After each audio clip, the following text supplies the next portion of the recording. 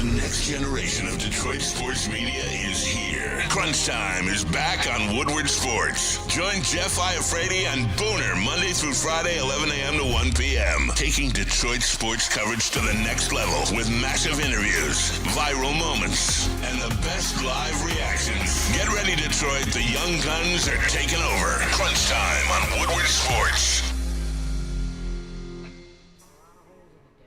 Welcome back to Crunch Time here on Woodward Sports. It is Tuesday, July 21st, day 2 of our Detroit Lions Media Frenzy Week. And yesterday we had Dave Burkett, Anthony Bellino. Today we have special guests coming on the show as well. You saw the thumbnail. Dannie Rogers joining the show, and a former Detroit Lions player. We'll keep that one a surprise joining the show as well. Can't wait for it. Jeff Iafrate, Booner. We got KG back in the mix. Gordo held it down, but we got our guy back, and then Caleb Czarnik as well, the producer holding it down over there. I'm excited, man. It's day 2 of Media Frenzy Week. We're kind of creeping. We're trying to get training camp tickets. It's been an absolute by disaster. the way. The Detroit Lions need to figure this out. It's been years. I mean, they've been doing this for years where they give out these free tickets. Website crashing. 2 years ago, it crashed. Last year, it crashed. And then they even limited the tickets that people could get. And now this year, I mean, we're in here. I'm on queue. Listen, I was in there. It opened up at 10 o'clock. I was in there at 9:30. And I'm somehow still 8,000 in line. I was at 5,100 at 30 minutes ago. I'm at 5,032. I don't know what's going on. I don't know if anyone's going to be. They might not have anyone at camp this year. Yeah. They might not. And a lot of the camp goes through our show. We were trying to get tickets to give away to the people. Oh, good luck. And it's hard to be able to kind of do that. So hopefully we can end up getting something so we can do some giveaways. But we'll see what happens. Yeah, it's always like that. I know last year we it's one of those things where you jump in the queue and just do other crap. Yeah. And then you just kind of check 7,982 right now. Let's see. So I'm at 7,982. Let's see where we get in the next 30 minutes. Ticket's going to be gone. But let's see what before happens. you even get out the line, ticket's going to be gone. That's crazy. It's crazy. The Lions are a hot ticket because we was looking at preseason prices this morning. $50 to get into the Lions' only home preseason game this year. And I remember when tickets for that was $10, $12? Yeah. It's insane. I went to one 2 years ago. It wasn't even that bad. And they were decently good at that. But I guess it's just as the years go on, they just keep raising them. Yeah. I went to a home. Man, I went to a home. It's not even worth it anymore, dude, to go to the preseason game. It's not. Just my opinion, because I was stuck in a parking garage for 3 hours after the game. Yeah, I would rather too. It's the same thing with regular season. I know people like to go to the games. I would rather go watch the game. Obviously we do streams, so we will probably never be able to go to a game again. And while we're doing this, but I prefer watching it at home anyways, or on a stream. Yeah. With the boys. To me, it's just a better environment. You can get whatever food you want. You control your own environment. To where at the stadium, it's you got to get there 2 hours early. You have to stand in line for 20 minutes to get a water or a beer, whatever you want to get. And it's after the game, to Jeff's point, you're waiting 2 hours. It's a disaster now. Yeah. Honestly, it's not fun. The game's fun, but and then you can't even Afterwards hear is tough. the announcers or anything. So half the time you don't even know what they're saying. Yeah. So good luck out there. Good luck out there. Gavis in the chat. Big Jeff. I don't know why it's Big Jeff, but I'll take that. Gavis, appreciate you, bro. He says, our boy Anthony Hill Jr. looking sharp at OTAs. Could be the mic to start the year. Titans looking great. Cam's going to cook. I forgot about Anthony Hill Hey, Jr. Gavis. You were all over Anthony Hill. Gavis. Yeah. Appreciate you, bro. Hey, we're in the trenches with that one. I don't mind being held accountable for guys I like coming out the draft. That's what makes the draft so fun. I've had players that just completely fall off, and it's a disaster. Who has a better career, Jacob Rodriguez or Anthony Hill Jr.? I mean, I don't know. You got to factor in a lot of things. What Jacob Rodriguez went to the Dolphins. Yes. Oh, that's tough for him. Yeah. Tough for our guy. And he's also got Kyle Lewis over there too. Another guy I really liked in the draft, but. Yeah, I'm big on Anthony Hill. I'm salty. Highest ticket price in NFL history after 2023, just to follow up with not winning a playoff game 2 years in a row. By the way, a lot of Lions this week. I know we've been talking a lot of other things because it's all been relevant. We'll talk Tigers at some point today as well. We do want to hit on the Tigers, but it feels good. I mean, this week we're getting back into kind of the Lions groove, and we got training camp coming up. This week's obviously a massive week because we're going to have insight from all the experts coming on the show and giving their thoughts, but it is crazy to think, and I was looking at my calendar actually yesterday, and to see that preseason's preseason's right around the corner. Yeah. We're actually it's getting real now, it feels like. We're about to be in August. You're getting towards the end of July. You got preseason basically mid-August, and then bang, preseason. We go right to late August, and then bang. Yeah. Your birthday is early September. and then we start off with the Saints. Yeah, my There it is. birthday And we're day on. before the game. It's crazy too, by the way. Like today, we get the alert, or I get the text, or not the text, but the Twitter notifications. Like there's 5 or 6 teams that have players starting to report to camp today, July 21st. Like it's almost football season. And Lions, I think what's today? Tuesday. I think Lions rookies report on Friday, and then I think Tuesday is the vets report. So it's football season almost. We're literally like 4 days away from Lions football season. Yep. Because once they're in camp and once they're going, that means we're fully going. Like it's time. We're getting reports out. I'm sure media is going to be there next week. We get the doc next Wednesday. I'm sure media is going to be there Tuesday or Wednesday. So we start to actually get stories. People kind of having those conversations. So I don't know if it's because we got more Detroit Pistons basketball, but this offseason kind of I don't know how you guys feel. It kind of felt like it flew by compared to other off seasons. Like, it feel like the Super Bowl was just a month ago. Now we get Detroit Lions football in just a month. Fuck yeah. I think it was a combination of maybe how boring the Super Bowl was, and then, like you said, the Pistons are relevant again. And I know a lot of people are displeased with the offseason, but that kind of kept us there. And then, the Tigers doing the Tiger, dance that they always do. They're in the mix. So, yeah, it's been quite entertaining, bro. But I'm looking forward to Lions football because that's our bread and butter, and that's what we do, baby. That's what we do. I can't wait. I honestly, too, and it's the craziest thing, but, like, in just a couple weeks, we already have the Hall of Fame game. And I'm going to make sure I watch every minute of it. Every minute? Every minute. We went so long without football. I heard Neil the other day, and then and you're the Big D energy be like, I'll watch the first couple drives, and I'm out. I'm watching every minute. Oh, you of it. crazy. Did we get You're a a Trey maniac. Lance masterclass last year? I think we did, yeah. 70% of the game is interviews, right? But it's football, though. It's like I you get can't complain about it not being football season, and then when the Hall of Fame game comes around, you watch the first quarter. You got to watch it all. Football is football. It's like watching a high school game. It's like watching college.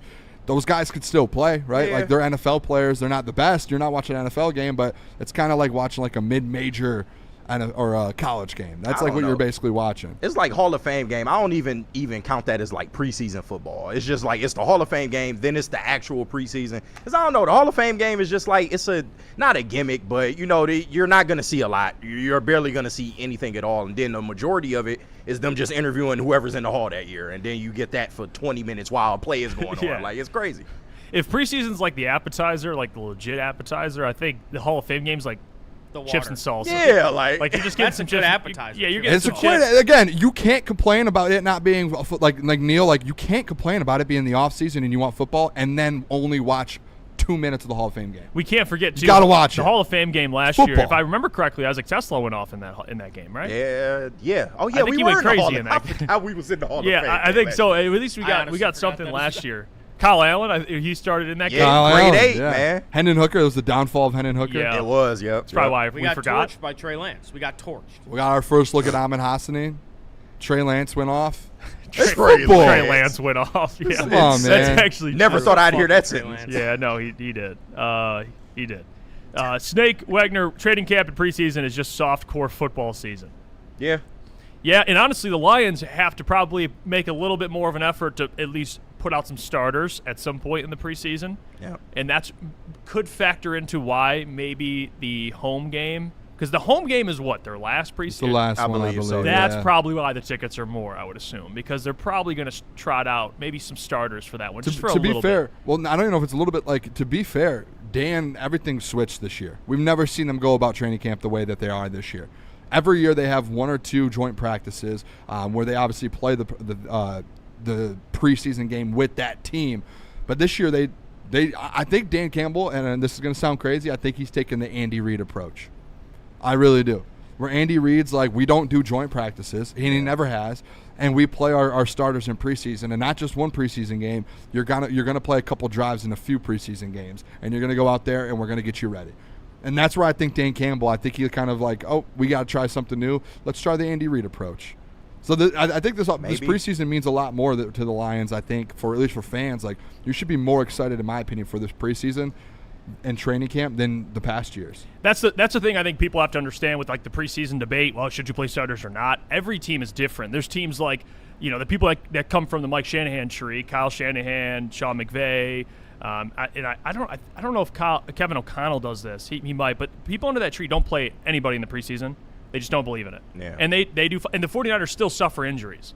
So it's not like, oh, well, they don't play because they want to try and keep their guys healthy. Like, no, they suffer injuries as well. So it's like, well, don't play them in the preseason. Lions will still get hurt. It happens. Well, injury is part of the game. But then there's the Andy Reid approach where he plays starters in the preseason and they go on postseason runs, and guys are staying healthy. So it's not.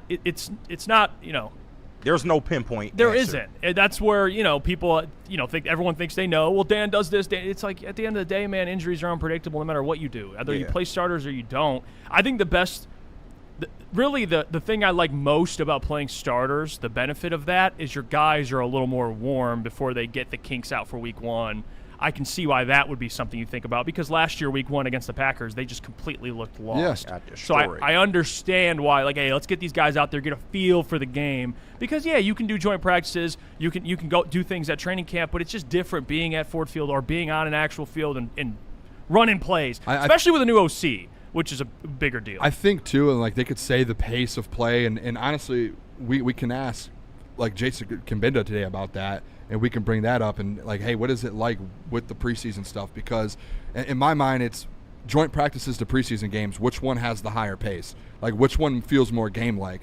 Because that's the one I feel like as a head coach you want to get your team more into. Because when like your point with the Packers last year, they obviously weren't at that point to where they're playing at a high level in a game style and a game kind of feel when they go to Green Bay. To where it's like if you're Andy Reid, maybe Andy Reid's like, hey, it's a higher level of play when you were in the preseason. We're going to get our guys out there multiple times throughout the preseason for the next for those last 2 games. We're going to get those guys reps for the first 2 quarters, whatever it is, and they're always ready to go.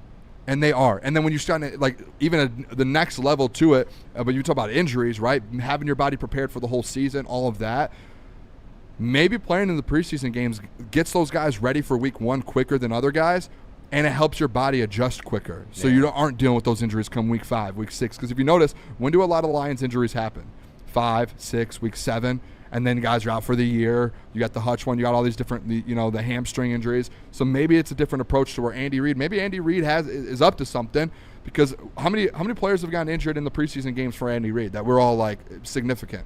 Do you guys ever remember any? Not in the preseason. During the season. But during the season, but not maybe Not this during last the year. I mean, obviously Patrick Mahomes got hurt. But they've held up relatively But they well. usually hold up for postseason runs. And maybe it's because their body is more ready to start the season to where when they are in week 5 and week 6, their bodies are, they're what was it, calloused. Yeah, that Dan seasoned. says. But maybe if it's that's more the season thinking, instead of doing preseason games. If that's the thinking, though, why has the NFL kind of turned their back on preseason football? Because that kind of was the norm, and then they, over the last maybe decade and a half, they've really just changed. Well, that. because they're adding more games. More now. games, Well, yeah. And they're going. And if you want to add a 18th game, you take away a preseason game, yeah, right? It's have the balance you have to have there. Let's go to break. When we come back, we'll be joined by our special guest to talk some Detroit Lions with us. But before we do that, we got Planet Fitness? Yes, or All sir. Day IPA? Planet Fitness. Let me tell you about Planet Fitness. Because right now, they got something going on that you guys can get involved in. Ages 14 to 19 can work out in a Planet Fitness for free all summer long. The Planet Fitness High School Summer Pass is back, and it's live until August 31st. Planet Fitness, 60 locations through Metro Detroit, and they're close to you. Register online at planetfitness.com. Work out at Planet Fitness. Jahmyr Gibbs, breakout season, loading. Inside the 5, Gibbs to the end zone, touchdown! Woodward Sports, the most dominant Detroit sports coverage around. It's game on at Art and Jake's. Wings, burgers, pizza, and ice-cold drinks served up with attention to detail. Wall-to-wall TVs, great service, and a vibe that keeps your crew coming back. Art and Jake's, a sports bar setting with a fine dining flavor.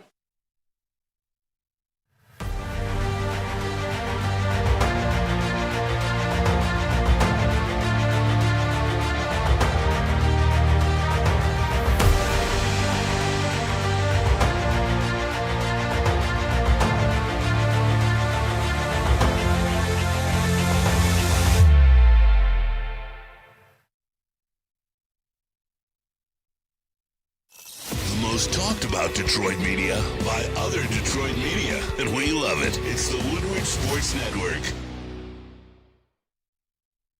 All right, this marks the 15th year anniversary for the Founders Brewing's legendary all-day IPA. It's a citrusy, crisp, and refreshing drink with a perfectly balanced taste. At 4.7 ABV, it is built to go the entire distance for a game. Whether you're out on the golf course, baseball, Tigers game, a Lions game, whatever it is, it's built to go the distance. You can get right now as well $5 shorts at any Art and Jake's locations in the state of Michigan on Mondays, Thursdays, and Sundays. And with that, as always, guys, if you're going to have one, just drink responsibly. We're back. It's crunch time here on Woodward Sports. Detroit Lions Media Frenzy Week, packed with special guests. And on a Tuesday, we're happy to be joined by a friend of the show. Has joined us before when we were at home. Now we're in the stew. And Jason Cabinda is joining us, 6-year NFL vet, NFL and college football analyst, Good Morning Football, NFL Network, former Detroit Lions player as well. Jason, we appreciate you, my man, for taking the time. How we doing, guys? I got the Lions gear ready to go. You know how to throw it on.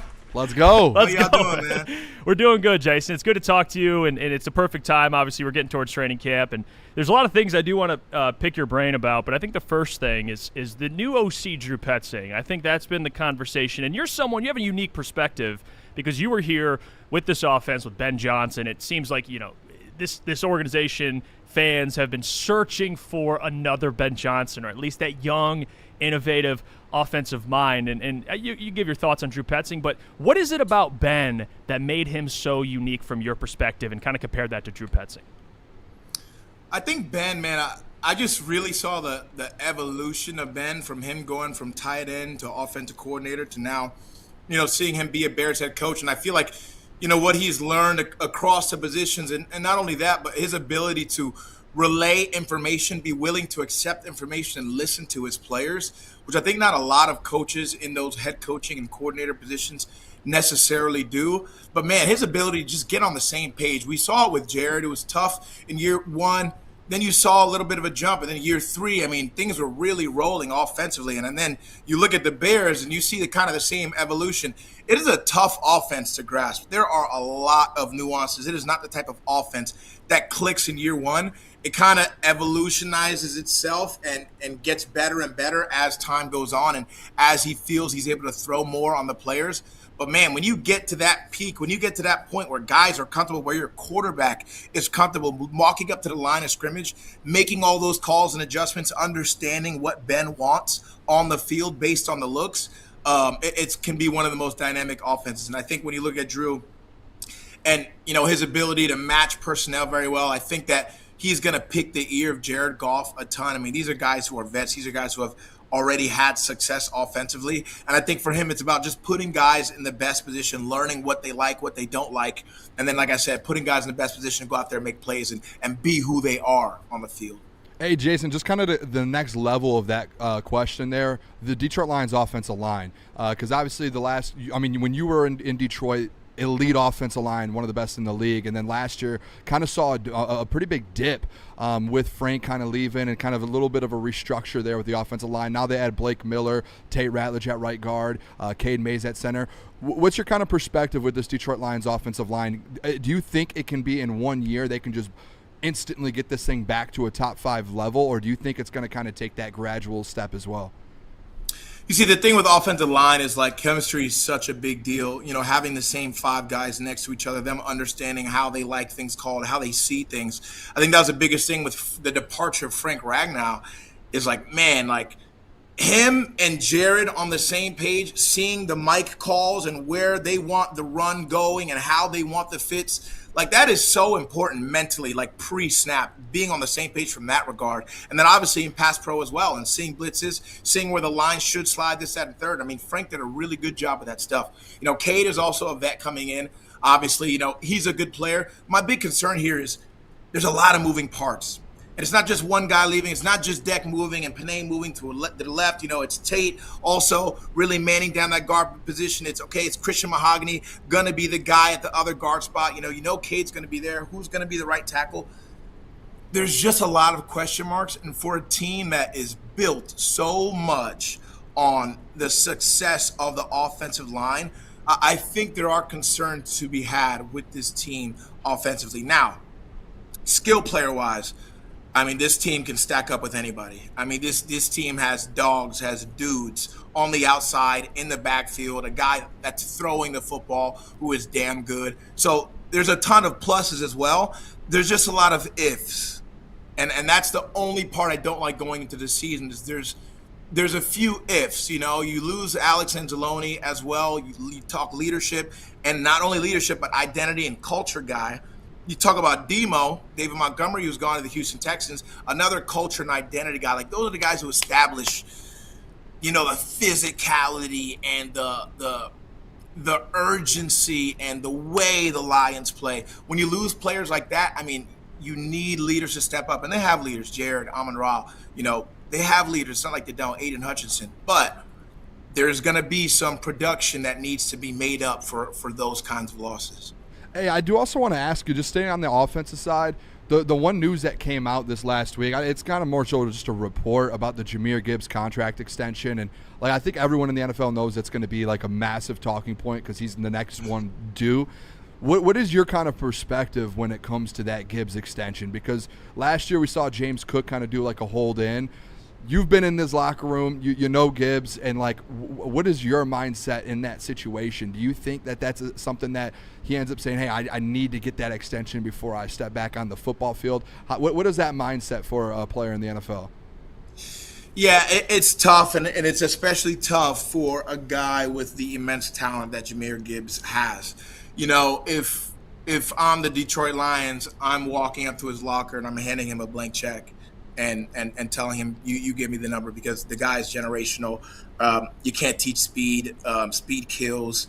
He is dynamic in every essence, in between the tackles, outside the tackles, catching the football, and he's grown in that role, which we needed him to. Kind of last year was the first year where we felt like, all right, we're going to let you really be the horse and see how much we can put on you and how much you can handle. And he handled it very well throughout the season. Look, Jahmyr loves football. This guy wants to play ball. This isn't a guy who would willingly just, like, sit out for the sake of money or anything like that. Everyone in the NFL understands the value of Jahmyr, but we all understand the business. And, you know, when this interjection happens between business and the game, you know, you have to do what is best for you. And for a guy like Jahmyr Gibbs to not get what he's deserved, if he were to go out there and, God forbid, have some type of injury that would leave people thinking, oh, well, is he going to be the same guy next season? And then you give, you know, the business leverage to say, well, we have to see you return to form before we're going to give you this money. Now you start playing with that game, you know. And from the agent side, from a business side, from the player side, most people will say, like, hey, I've done enough. I've proven. You know who I am. Let's get ahead of this thing. And let's also be real. The teams who pay their players ahead of time, those teams normally end up realizing that they got those players for a discount. So I don't think it's not necessarily in the Lions' best interest to not pay him as soon as possible. It's just that it's a running back. And we know what has happened to the running back market lately. Looks like it's starting to come back up. Obviously, we saw Saquon last year. But, yeah, it's a tough conversation. Jason, I want to ask you because Kelvin Shepard is another talking point, and when you were here, he was a linebacker coach, and he got promoted to take over after Aaron Glenn leaves. But last year, up and down, injuries happened, and he got a lot of criticism. But now this year, people are kind of hoping that the defense can get back to kind of what it was your last year here with Aaron Glenn, where they were a top-scoring defense. And I understand that, you know, talent and personnel is part of that, and, you know, you lose TA, which I'm sure we'll talk to you about, that cornerback room. But Kelvin Shepard, your confidence level, and you know more of the man. We get to see, obviously, the stuff on the field, but the human being you know more of. What's your confidence level that Kelvin can kind of prove the doubters wrong this year and be one of those better DCs in the NFL? Yeah, I think for Shep, obviously he's learning, he's growing in his role. You know, I think they played a bit too much man last year. I think everybody kind of knew that. And obviously personnel issues as well kind of came up with all the injuries and things, which is something that the Lions have been dealing with for some years now.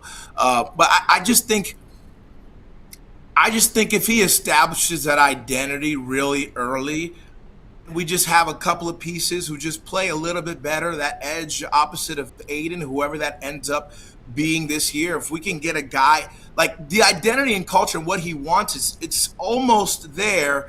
It's almost like the pieces and the personnel haven't completely matched where that identity and culture meets, and we haven't seen that their ability and their full form, full-fledged. That's kind of how I feel about that defense. And he's kind of had to lean on some crutches and maybe do some things that he didn't want to do for the sake of making up for that. And I think if they can stay healthy, if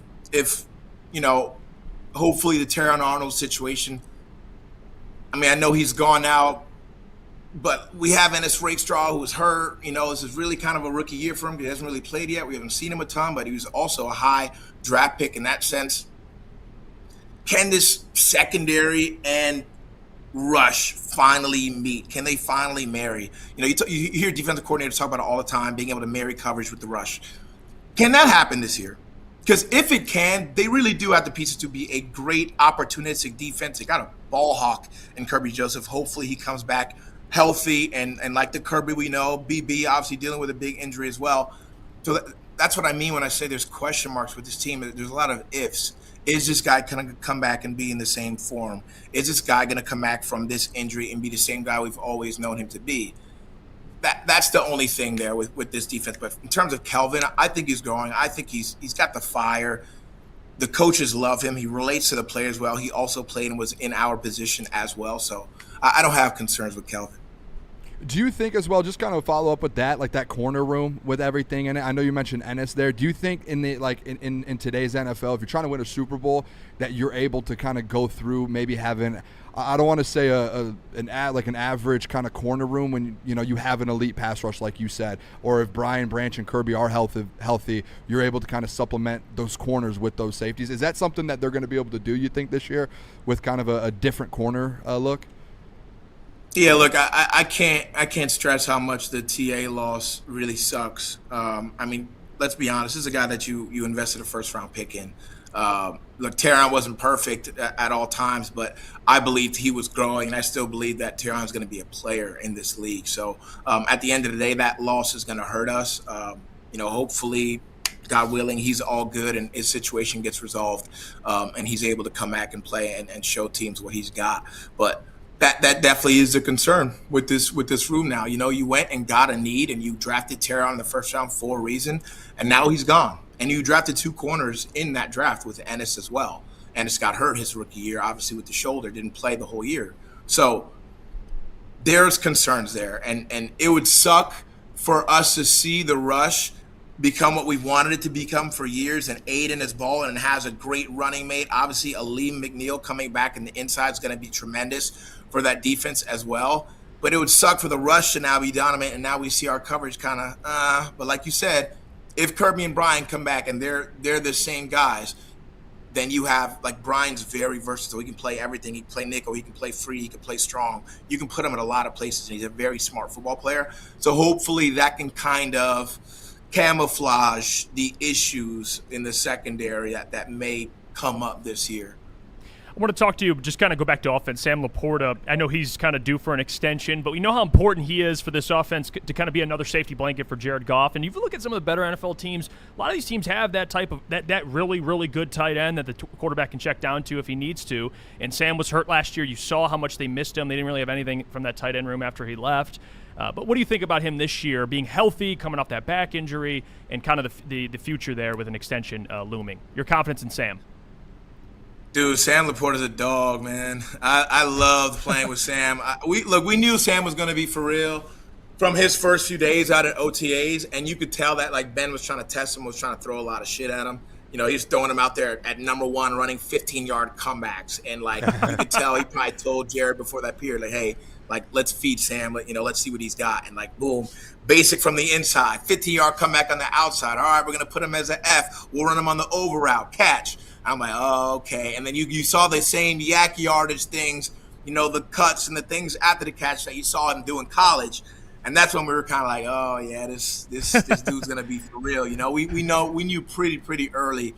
And obviously I knew going into that draft, like, if we get Sam Laporta, like, I already saw, I'm a Big Ten guy. So, I followed Iowa and saw what he did there. So I already knew if he was there and we got him, that was going to be huge for Jared. He's going to have a really big year. He's a tough kid, man. Like, this kid is tough. This kid practices hard as hell, does all the right things. He's focused as hell, rooted in his faith. He's just a great kid, man. He's just one of those kids you root for and you want to do very well, and that has the talent to be, a Pro Bowl caliber player in this league.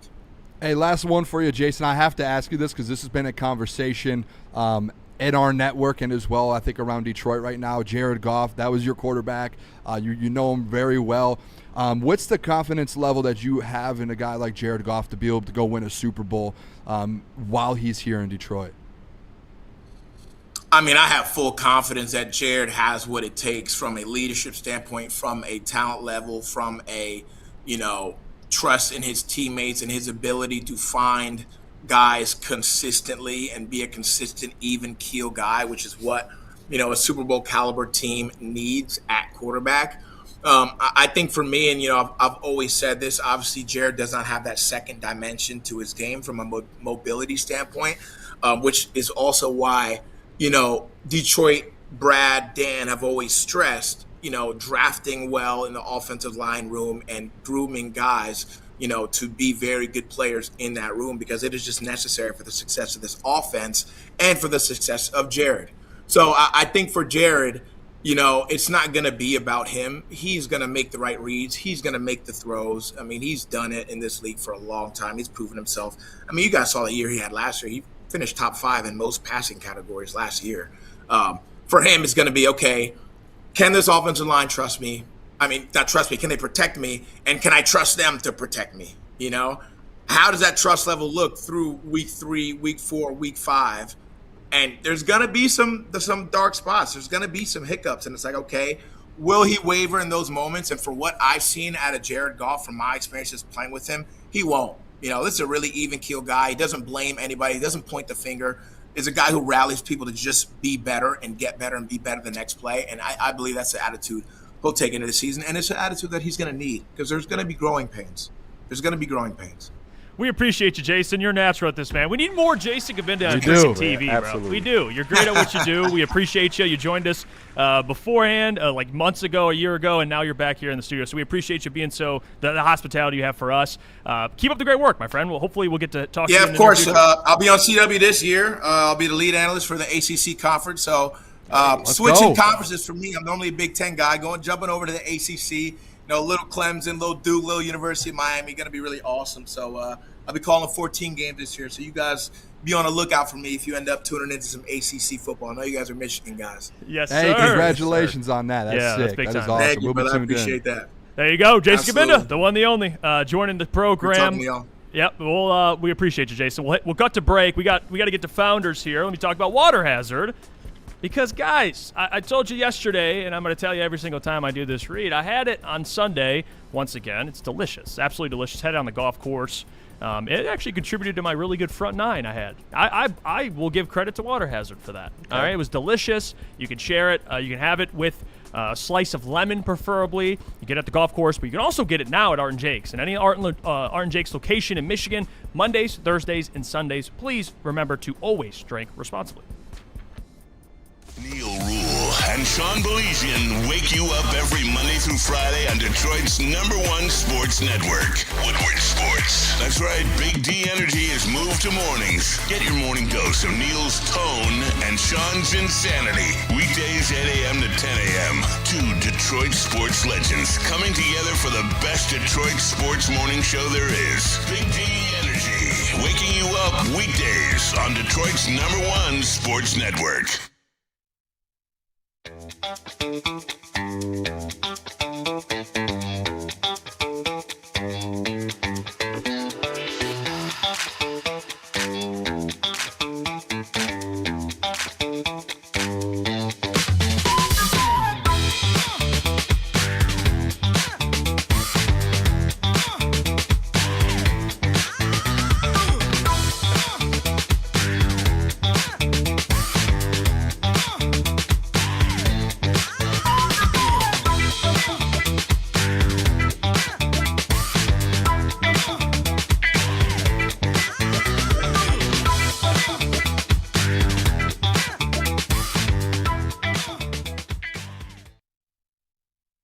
Energy pouches give me the energy and clarity to find and beat the shit out of every opportunity that shows its face. Live and direct, I'm back on set action. Create the wave, we kill it, ball splash 'em. Mic cord swinging, get your head chopped, point blank.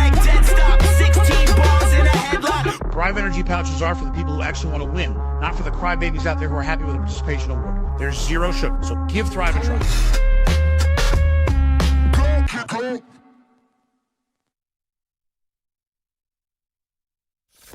Woodward Avenue, the first paved road in America. Woodward Sports, the first sports network born in Detroit and made for Detroit. It is time to upgrade your game with the Thrive Energy pouches. You see them on the screen there. They are amazing. I have a bunch in my car right now. I have some in our office. We have them everywhere. Ditch the energy drinks, all of that, and get yourself some Thrive. That has over 300 milligrams of clean and smart caffeine, including alpha GPC and L-theanine. You get no jitters, no sugar crash, none of that stuff that you get with the other stuff. It can be found, you see it on the screen as well, at dipstop.com. You can use our promo code WSN for 15% off your entire order, and you can also find them at all Market Fresh and Market Square locations. It is Thrive. They just effing work. We're back. It's crunch time here on Woodward Sports, continuing Detroit Lions Media Frenzy Week, promoting some of the best personalities, media in Detroit. We were just joined by Jason Cabinda. Now we're going to be joined by former team reporter for the Detroit Lions. She doesn't really need an introduction, but I'm going to give her one anyway. College football on Big Ten Network, SiriusXM, CBS Sports HQ, and H1 Unlimited. Dannie Rogers. Dannie, we appreciate you joining. Thank you. Hi, you guys. Thank you so much. I was wondering how the intro would go, but you nailed that. Okay. Former team reporter. So this is fun to talk about Lions in kind of any capacity I want. So it's fun. Yeah, we're excited. You know, we're coming off, obviously, last year a little more disappointing, but we're heading into an exciting training camp where vibes are always high, obviously, for training camp. The tickets, I think, were number 18,000 to get in the queue. So, obviously, people are fired up to get out there. But what are some things maybe you're looking forward to just see coming out of training camp this year for a team that didn't miss the playoffs last year? What are some exciting storylines you're looking forward to? It's still kind of crazy thinking that they did miss the playoffs last season. I remember when it happened, and it was like every other game they were putting it together, and then you got towards crunch time, and you're like, dang, they're not going to make the playoffs. So this training camp, I think this is going to be one of, the more prominent training camps in Dan Campbell's era, because there's a lot of change, and I think in a really big way. Change you probably weren't necessarily expecting outright. Yeah. I don't think I can't read Brad Holmes' mind. I'm not sure if he anticipated not re-signing Taylor Decker at the beginning of last training camp, then having to replace a left tackle there and having to fill so many holes on the offensive line, and then having to ship off your running back number 2, having to rebuild once again every season. It feels like the secondary. So I think this is going to be a really prominent one. Can they really fill those holes, get everyone in on the same page at a high clip, and do it all within training camp? We saw some offensive woes in training camp last season. I remember it. Everyone's like, no, it's just training camp. It's going to be fine. But some people were scratching their heads, and they're like, hey, offense needs to kind of get it together. So I just want to see them put it all together at a high clip in training camp, because I don't think there's any other option. It has to happen this year. Everything has to happen this year. Agreed. Yeah, just kind of going off of that too, Danny. You probably outside of maybe the players and coaches, you've been around that team the last few years the most. What's your confidence level that they can figure this thing out next year, especially coming off missing the playoffs? You've been around Dan, Brad, Jared, all of them. Are you confident that they can kind of flip this thing around, get back to where they were like in 2023, 24? I think I want to see the players and coaches be a little bit more candid. I remember last training camp, and I'm really going back to the offense because the defense was really crushing it early on, and pretty much all throughout training camp. The offense kept downplaying the woes, and so we saw those woes come to life during the season. So really, the season did mirror training camp. So do I have confidence? Yes. I would love them to just be more candid. And, they're probably being candid behind closed doors with each other, with their coaches, at home with their significant others. They're probably like, ooh, today wasn't a good day. I'm not sure. They're not going to tell the media that. Right. So I would just kind of like to see them be just a little bit more honest in terms of where they're at specifically. And it's essentially a repeat of last training camp all over again for offense, trying to get a new offensive coordinator in there. And then you've got, a new face in the run game. And I think the offensive line is going to be able to put it together quicker than last season. You don't have necessarily rookies. Granted, Ratledge and Mahogany were in first and second second or third years. Yeah. They were still rookies. You don't have that this year. You're going to have a rookie right tackle, but now you've got some veterans to lean on. So I think they can put it together faster. I do have confidence they can do it. I think another thing you mentioned, the running back room, is Dave Montgomery leaving, which, people are obviously upset about that, and he goes somewhere where he can thrive out in Houston, and you got Isaiah Pacheco with Jahmyr, but people are excited about Jahmyr this year. He's finally you get to see a bigger sample size of someone who's so talented, and now you have the conversation coming out of the payday, and you got Bijan in Atlanta wanting to get paid as well, and people are worried he could hold in for training camp. And just really, I want your thoughts on this new look running back room with Jahmyr, and how excited are you to kind of see him flourish as kind of the guy who gets all the touches and not splitting the touches, and also how important is signing Jahmyr Gibbs and locking him up long term? I don't know if Jahmyr would come out and say this, but I think him being named running back number 1 and it being crystal clear is really, really important, because David Montgomery was his bestie. They were best buds. Wherever David Montgomery went, there was a Jahmyr Gibbs right at his hip. Jahmyr took to Amon-Ra and David Montgomery a lot in the locker room. You didn't really see either of those two without Jah near him.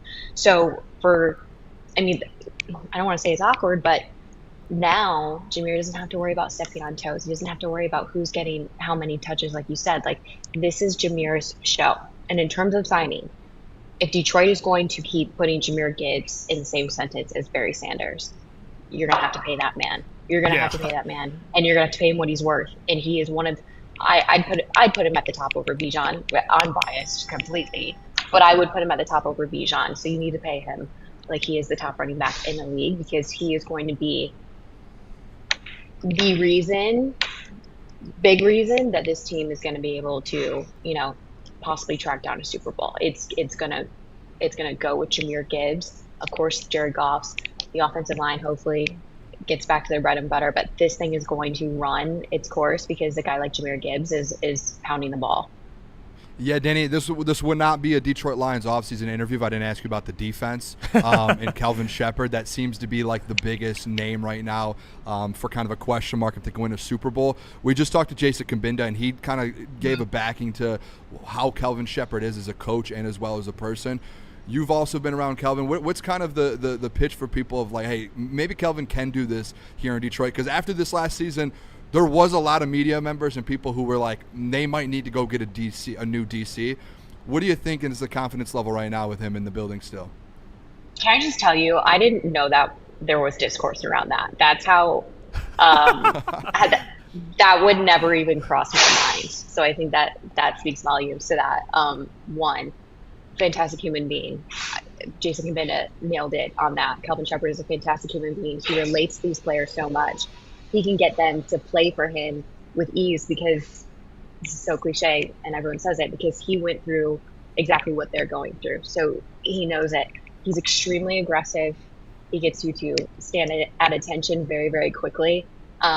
He's the loudest guy on the field, not even player-wise, but loudest person on the field when the defense is out there, especially during training camp and practices. So that shouldn't be your worry. That shouldn't be your worry. He also inherited this defense. I'm kind of sounding like college. He also inherited this defense. They're also still rebuilding it. Again, I'm waiting for they stop doing that. But once he gets a really great edge rusher, and we'll see if it's Derek Moore this season. We'll see if the linebacker group can pick up the slack for what they're going to miss in Alex Anzalone. And then we'll see if the secondary can be pieced together and form something here this season. But Kelvin Shepard is not. He is not. You shouldn't be worried about Kelvin Shepard.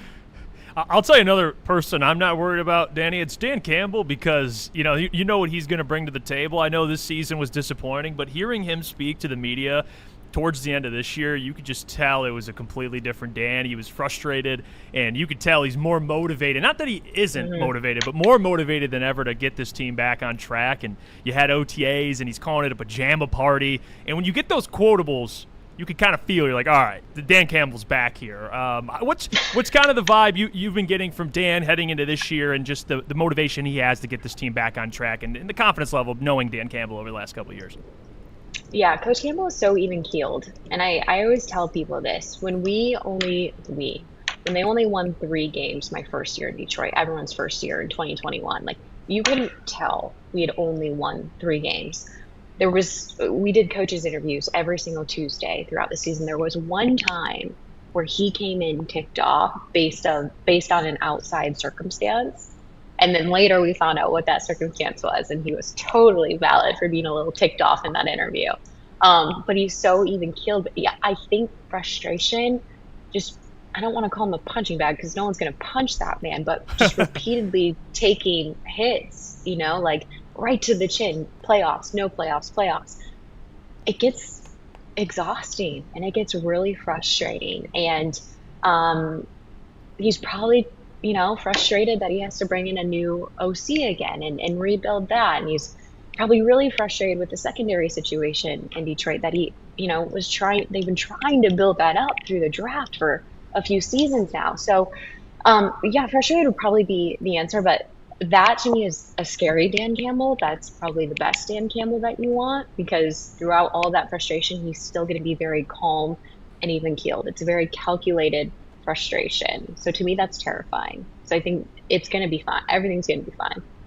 Yeah, I've got confidence in Dan Campbell. I'm fired up for this year to see him kind of bounce back. We're asking, this kind of just throwing you on the spot here, Danny, but we're asking every person we have on this Media Frenzy Week just kind of a record prediction, and as well as where you think if they're back in the playoffs, how far do they get in the playoffs? Maybe a Super Bowl. Maybe we get a Super Bowl prediction if that's the case. Just throwing it out there, but where would you put the Lions this year in the record in the playoffs? That's a great question. It's an excellent question. I had done like a schedule release reveal. I don't even remember what I said. I think I said 12 or 13 wins. So I'm going to go, this was before some things. I'm going to go 11 wins.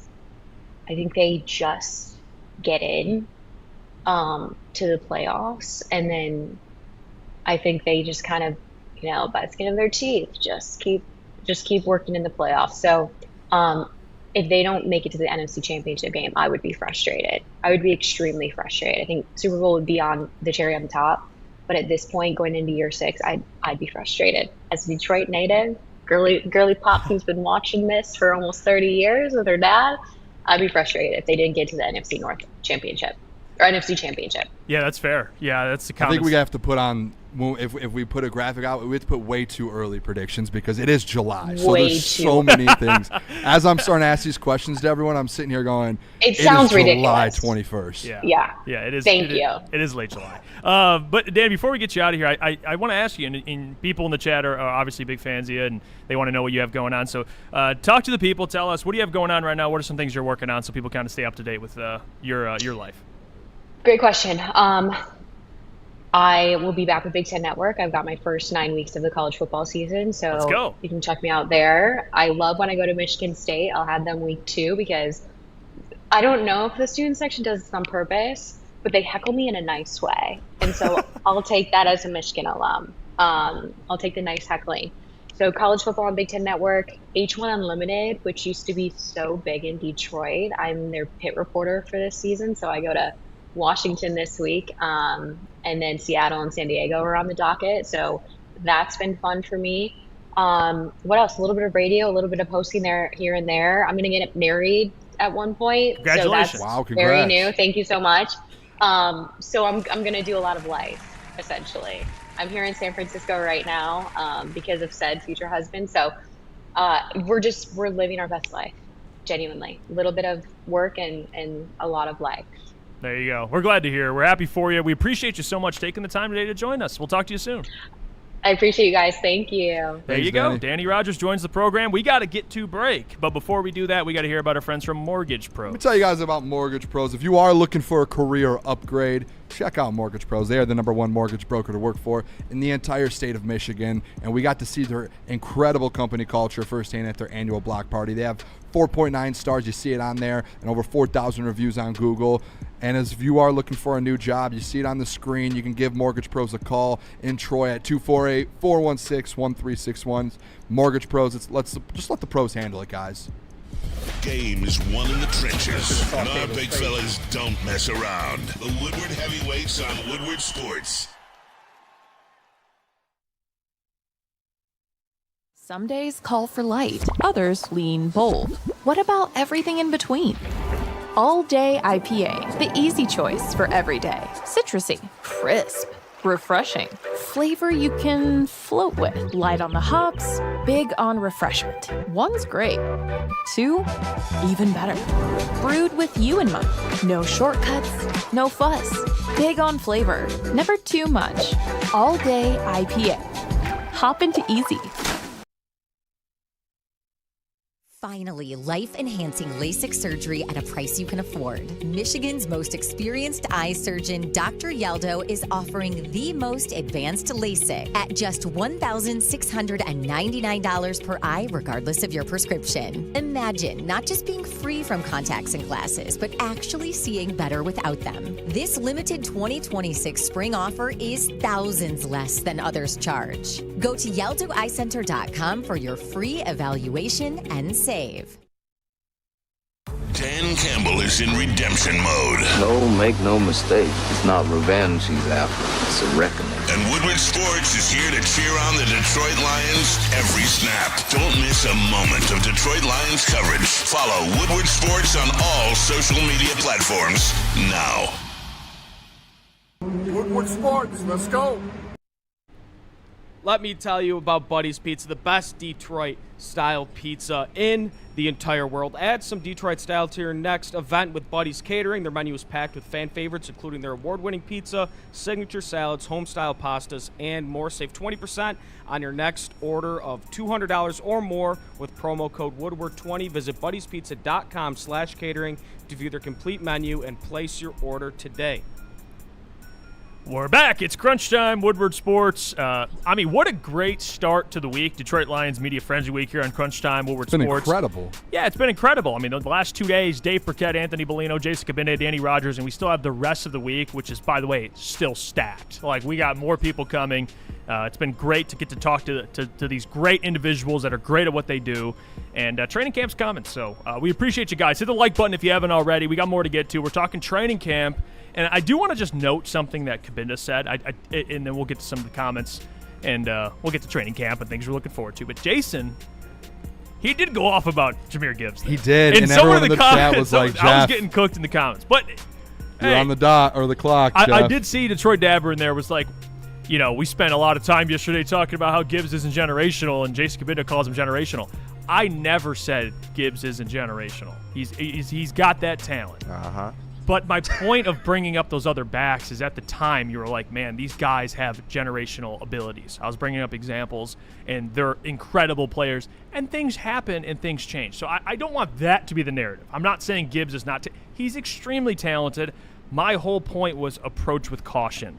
That has been my consistent point. We put out the reel yesterday. I think I had 100 comments on it. Did I check those? Nope. Did not check those comments because I already Fair know. Enough, dude. Some of those comments, his comments just get crazy. No, they were mad disrespectful. They were frying your boy, man. Some of them, I don't really get offended by stuff like that, but you'll see some stuff you'll be like, damn. Yeah. They hit it right where it hurts. I will say though, obviously our job is to have a take and to give our side of where we think they should go and with the Gibbs situation. It is interesting to hear kind of the side of, think about Jason Cabinda. He was he's a fullback for them, so he's essentially in the same room with Jahmyr Gibbs as a rookie. So he got to see him kind of firsthand, and not only just Jahmyr Gibbs, but he's been in the league for as long as he was.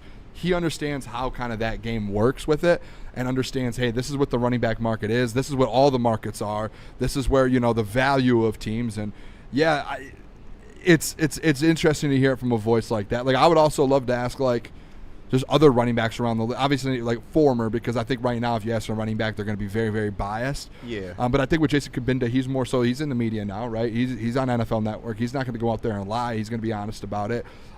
So I think there is that sense of, and Jeff, this is where it's like a weird line with you where you're on the side, don't pay him. You can draft the running back.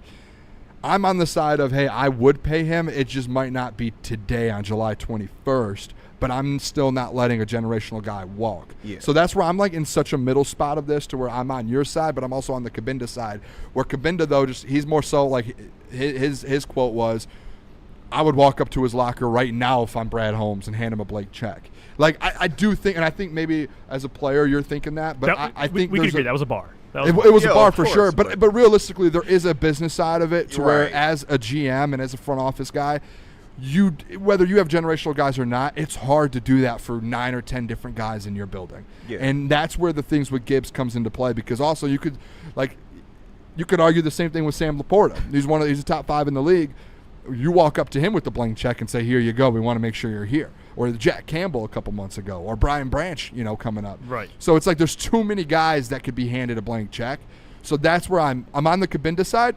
I'm also on the Jeff side, and I know our business isn't being in the middle. I think there's a nice little medium to this whole thing where you sit there and you go, "Hey, we can pay Gibbs after this year. Like, he's now the bell cow.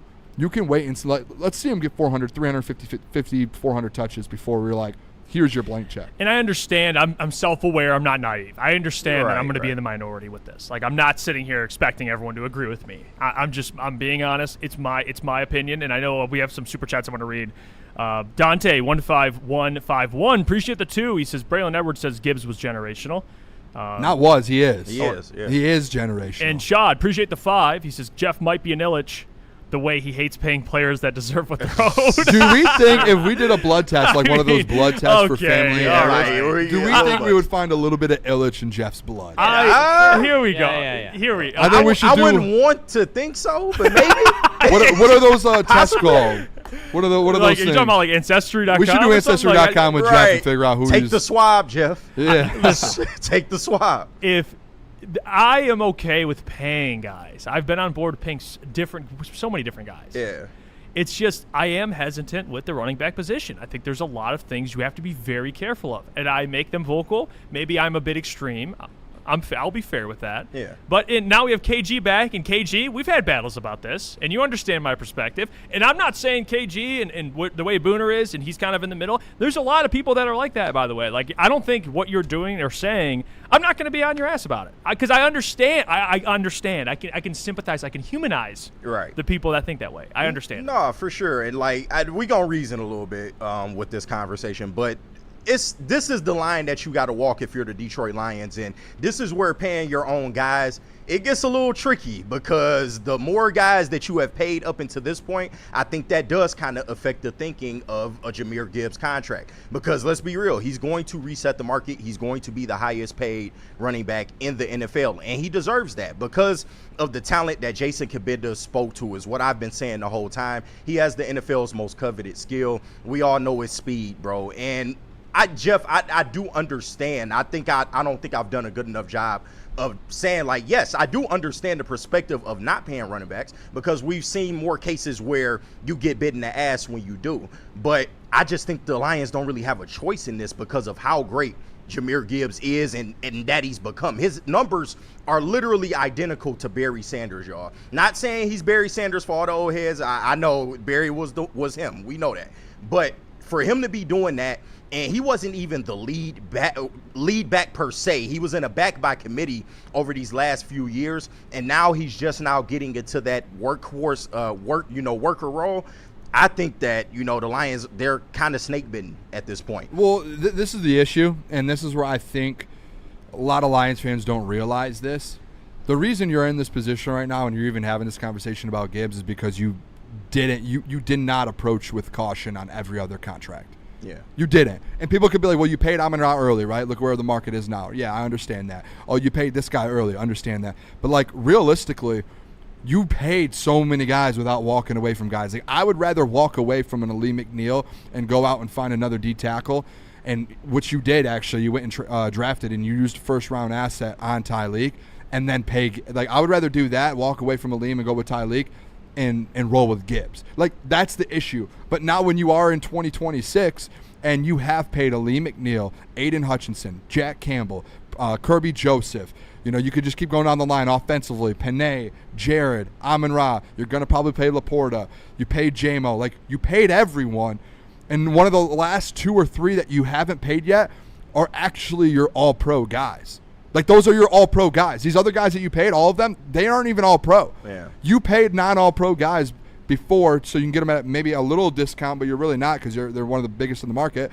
Like your wide receiver room, guys. This is where you can't have it both ways. You have, I believe, the third highest wide receiver room when it comes to salary in the NFL, or it's top 5. It's like $52 million or something with, or the duos with Jahmyr or J-Mo and Amon-Ra. Yeah, it's like third in the NFL, highest in the NFL. You can't have that. Have a top 10 paid quarterback.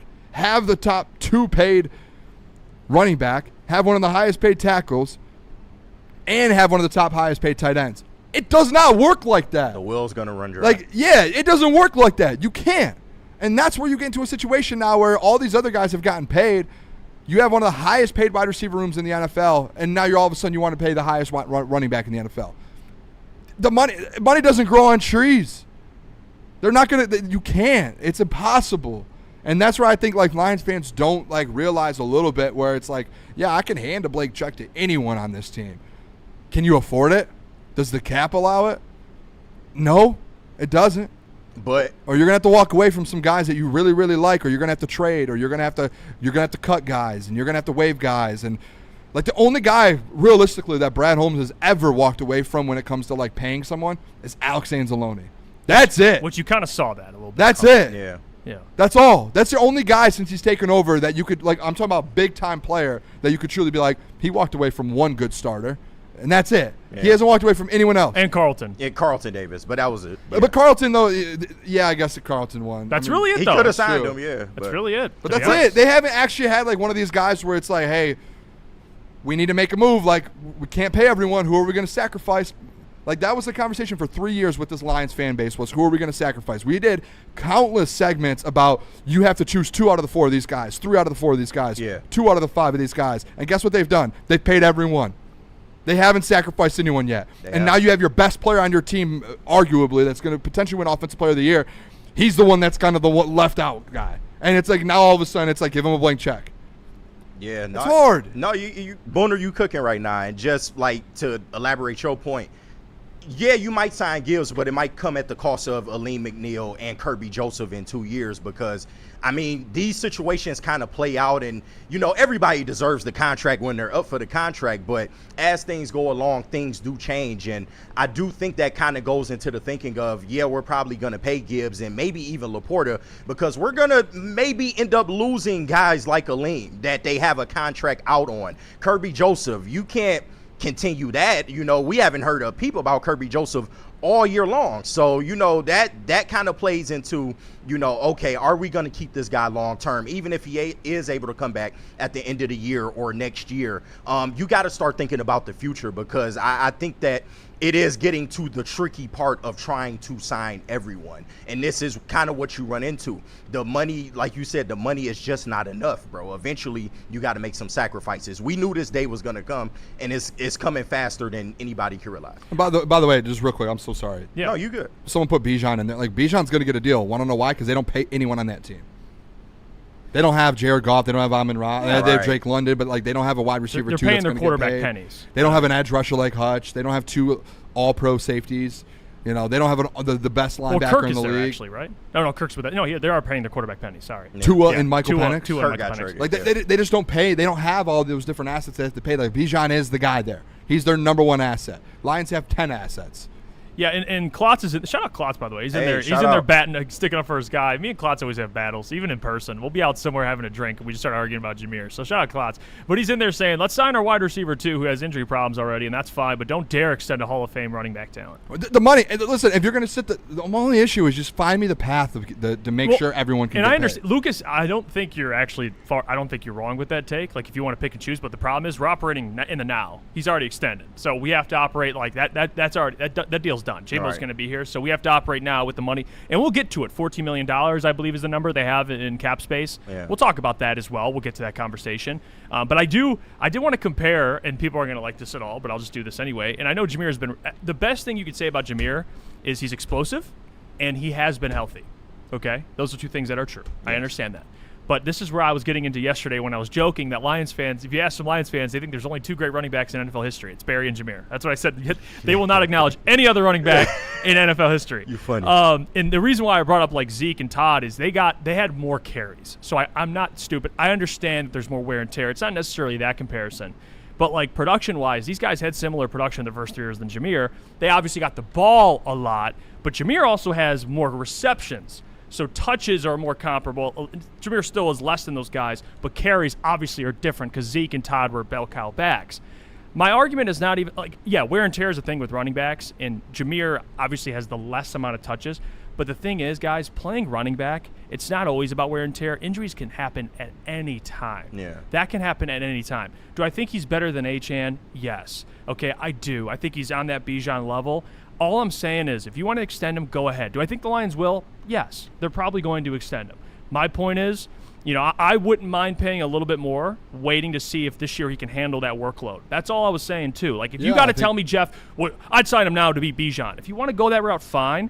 If I'm the Lions, I would be okay paying him more to see this year, can you be our bell cow? Can you be someone that carries or gets a lot of carries and holds up?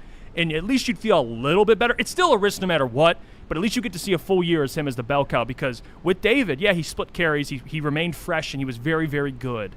But we haven't seen him in that type of scenario where he's getting 20 carries a game, 6 receptions a game. We're talking 20, 30 touches a game. Yeah. And can you hold up? Can you be consistent? And can you still produce? We had this conversation off air, Jeff and I did, and I brought up, it's so interesting to me that Jahmyr Gibbs has 2 years left on his deal, and this is a thing.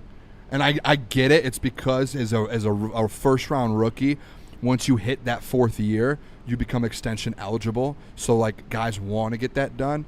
But in my mind as a GM, it's, hey, you still have 2 years on your deal. Like, we're not going to, in 2 years before your deal's up, give you that contract. And it's become a thing in the NFL. Like, that's what it is, because you become a contract eligible. And what Jeff brought up to me was, well, the only players, and I agree with this, the only players on those 5th-year options that you probably would pay would be, like, the super premium positions, like an edge rusher, a quarterback, those types of guys, maybe a wide receiver if he's performing at that level, or an offensive tackle, because that's a premium position to protect your quarterback.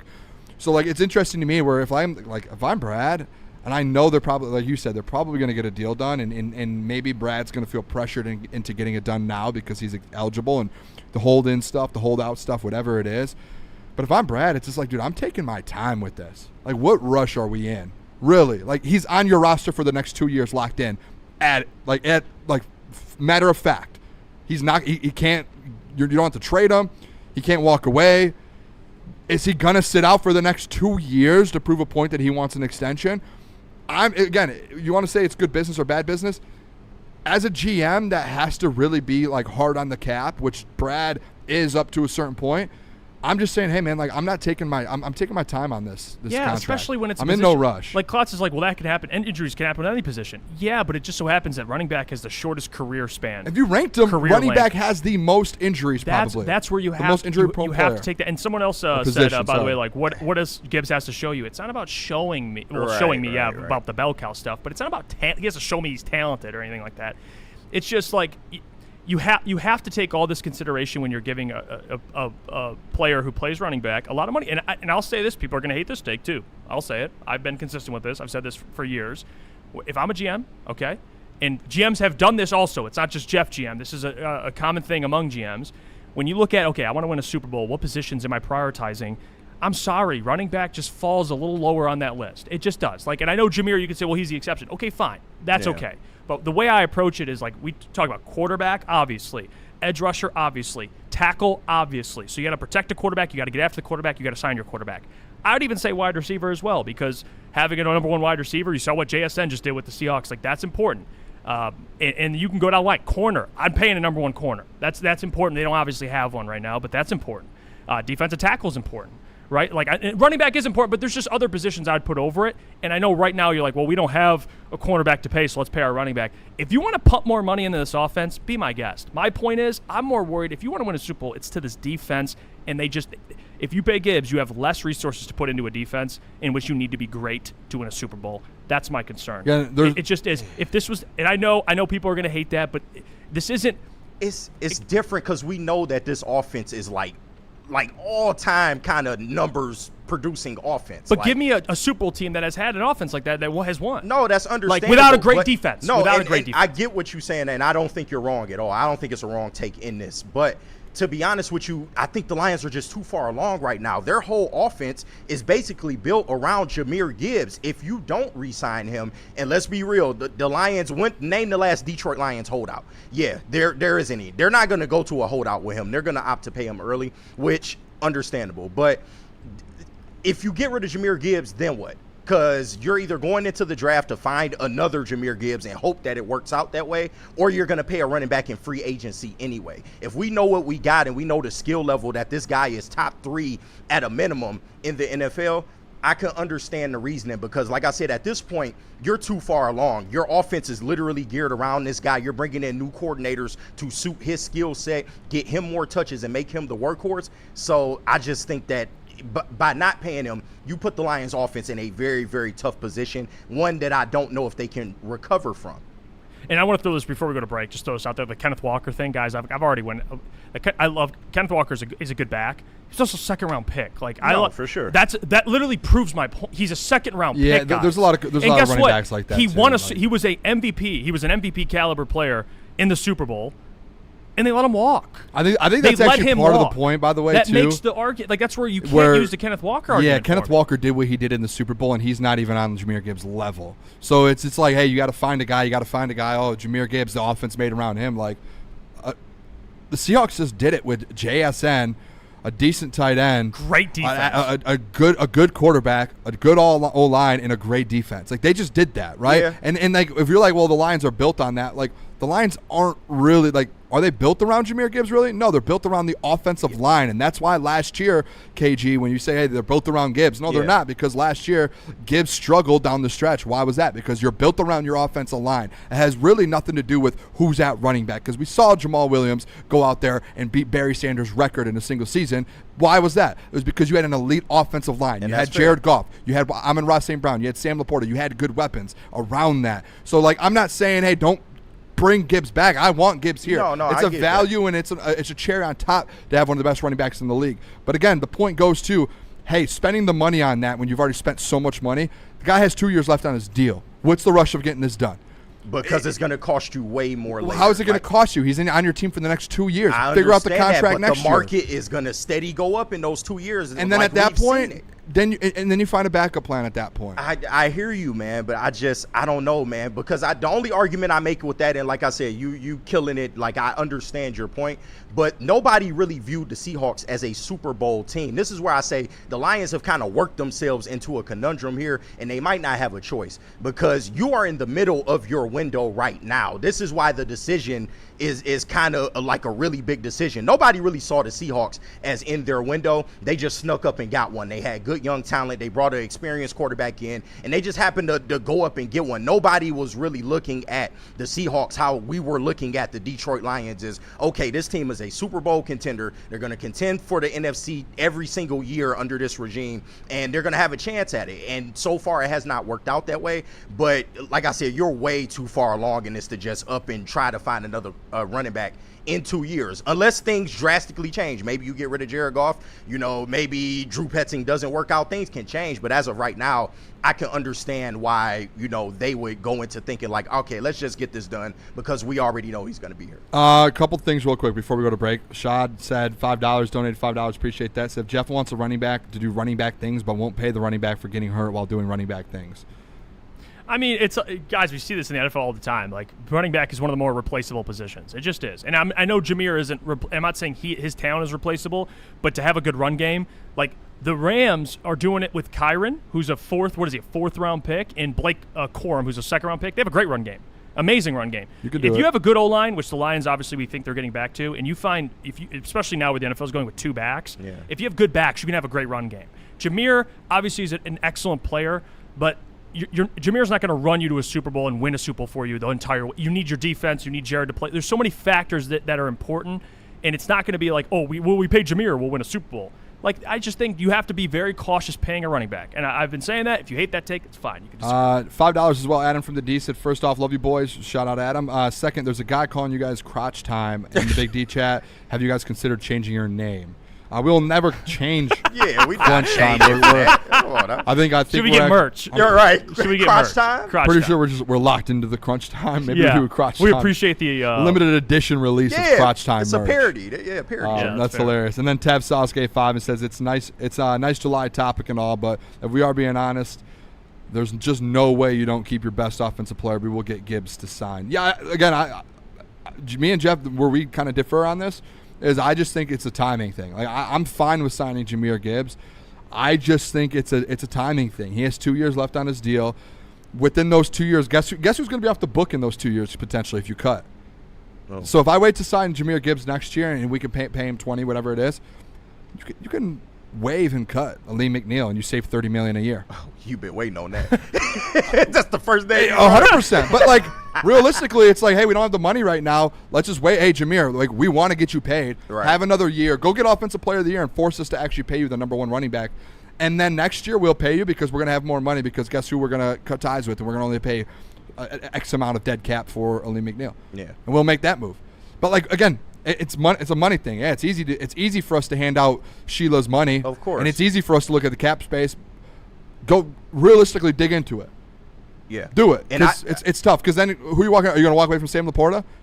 So I mean, but that's Brian Branch. If he's healthy this year and he comes back and you're like, oh, that's Brian. You're not. So Tev Sauce, I get what you're saying. There's context to it all. You got to be careful. You got to be able to understand all of that. But that's kind of the moral of the story here. Somebody's going to get sacrificed. Like someone's gonna fall again, it moral of the story too. Down the timing road with it all, though. Yeah. So there's timing with it all. You have to start looking at who's got left what on their deal, and you have to be able to line it all up. It's basically honestly, it's just like doing a puzzle. It's like you have to fit the pieces correctly with the cap space and the money. Whose contract's coming up next year and the next year, and whose contract's coming off the books. Right. That's how you got to look at it, and that's like what they're doing as well, doing back-end deals, front-end deals, right. all these contract different things. outs. Mike Disner's in there kind of cooking a little bit, but you have to be able to still be smart about it. And yeah, if you want to give Gibbs the deal now, okay, but then maybe if you wait till next year, you can pay him and Sam Laporta because now you're going to have Aleem potentially off the books. Like there's just other ways. That's my only point. I'm not saying I don't want Gibbs here because I would love him to be here for his career. I think if they do sign Gibbs, it's automatic. Somebody's getting clipped. Somebody's gonna. Let's head to break. We got to hear from Icon Auto. So tell us about them. Let me tell you guys about Icon Auto. We are excited to welcome Icon Auto Repair and Collision to the Woodward Sports family. If you've been in an accident or your vehicle needs repairs, make sure you trust the team at Icon Auto Repair and Collision. With 3 convenient Metro Detroit locations, they have Madison Heights, Shelby Township, and Pontiac. They've got you covered. They also offer free car loaners and even offer to pay your deductible. You can visit iconauto.com, and it's the Icon that you can count on.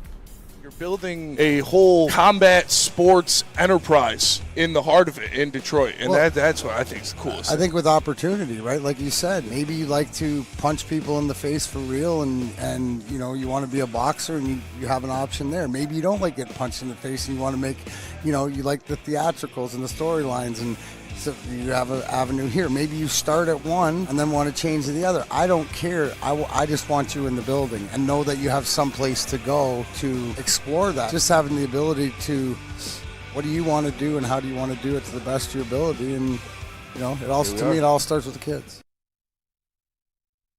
You know how some things are so good they should be world famous, but they're not? Our house-made vinaigrette is one of those things.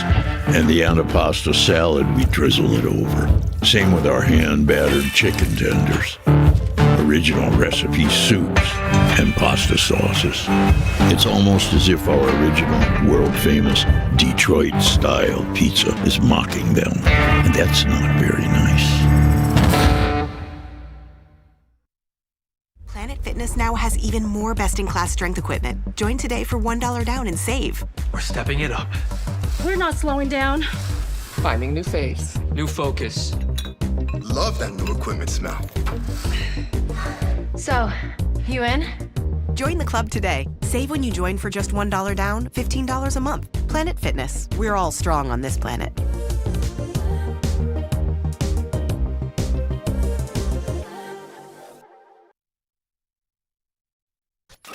A ton of fun, a ton of sports, and a ton of man-meat. Welcome to the Woodward Heavyweights, live daily 5 to 7 p.m. on Woodward Sports.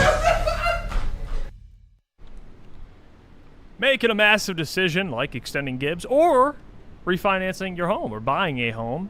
Well, contact the professionals. Our friends over at Supreme Lending, Chris and Chad over at Supreme Lending. They boast a 99% close-on time rate, 97% customer satisfaction score. When you apply for an eligible loan, mention Woodward Sports. You'll receive $500 up to $500 off your appraisal. To score the deal, call the numbers on your screen. Talk to Chad and Chris at Supreme Lending today. We're back. It's crunch time here on Woodward Sports. I know the chat is fired up. I do appreciate a fired up chat. I like this. It's the off season. We need a little bit of this. We need some fire here. Okay, if it's the Jahmyr Gibbs contract discussion that has to do it, I'll do it. I'll get us going here because we got training camp we're going to be talking about, and I know the Lions have they have some money available, which they're doing the whole. I know you got to understand what the Lions do. You got to understand what the Lions do. So they have about $14 million in cap space entering the season. This is the old throw it in the savings account. Okay, we've been through this. This is how this goes, especially because they like to sign their own players. This is how Brad has operated. He's went into seasons with $20 million in cap space available.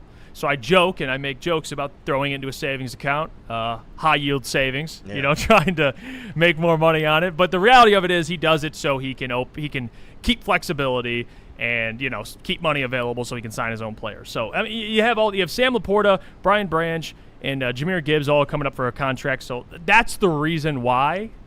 Now we can get into what would you want to see with that money. Well, this is the issue that I have with it, though. A corner would be sick. Please. I mean, you did just have a guy that's got cut because potentially could go to jail, and you would think that, oh, hey, Terrion Arnold, this thing all happens, and then you're like, oh, but maybe we're going to replace them, go trade for someone or get someone in free agency. They will. And you have the money to do it. This is the only issue that I have with it. I went back and looked how much money did they have going into training camp last year. Do you remember this? They had over $40 million last year, which was like top 3 in the NFL. And guess what they did with it? Nothing. So if we're going to sit up here and like we can get into this conversation, what are they going to do with it? And we could be mad all we want. Well, they gave it to Aiden. Is that what it was?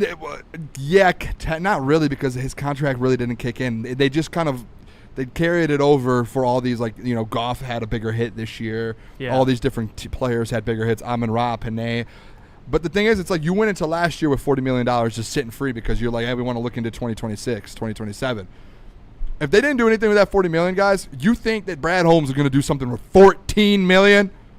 With the and we just got done talking about Jahmyr Gibbs and his contract and Sam Laporta and Brian Branch. And guess who's next year is going to be a $70 million cap hit? Jared Goff.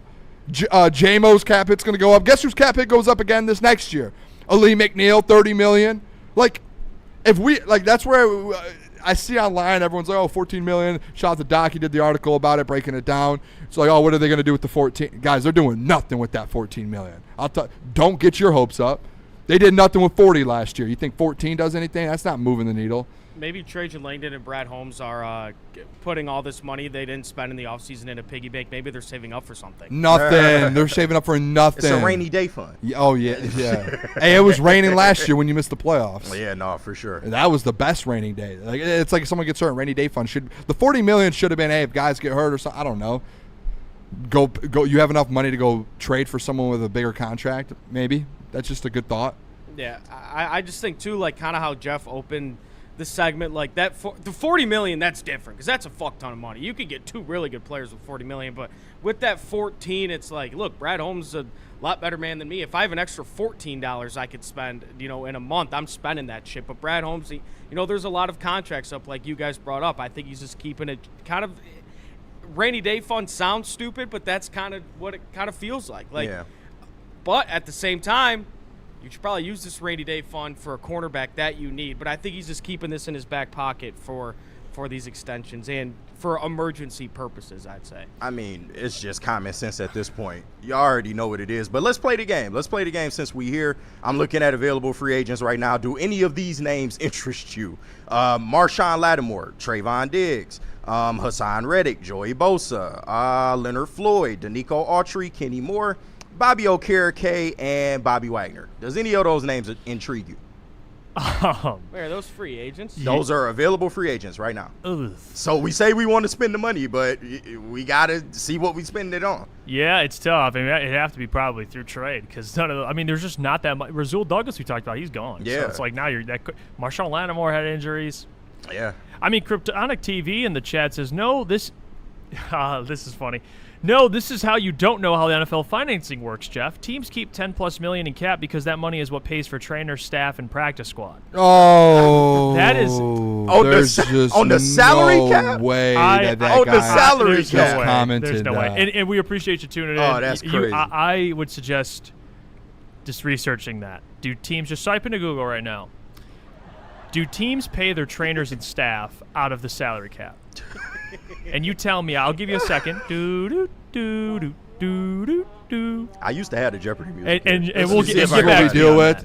And tell me. People if tell that me to counts. stop yelling, and you want me to. You want like what are we doing here? Bush League. No. That's tough. Yeah, that's a tough one. We love you though. Can we bring this up? By the way, Klotz did text the boys yesterday and said someone needs to bring up Kenny Moore to the Lions, trading for him.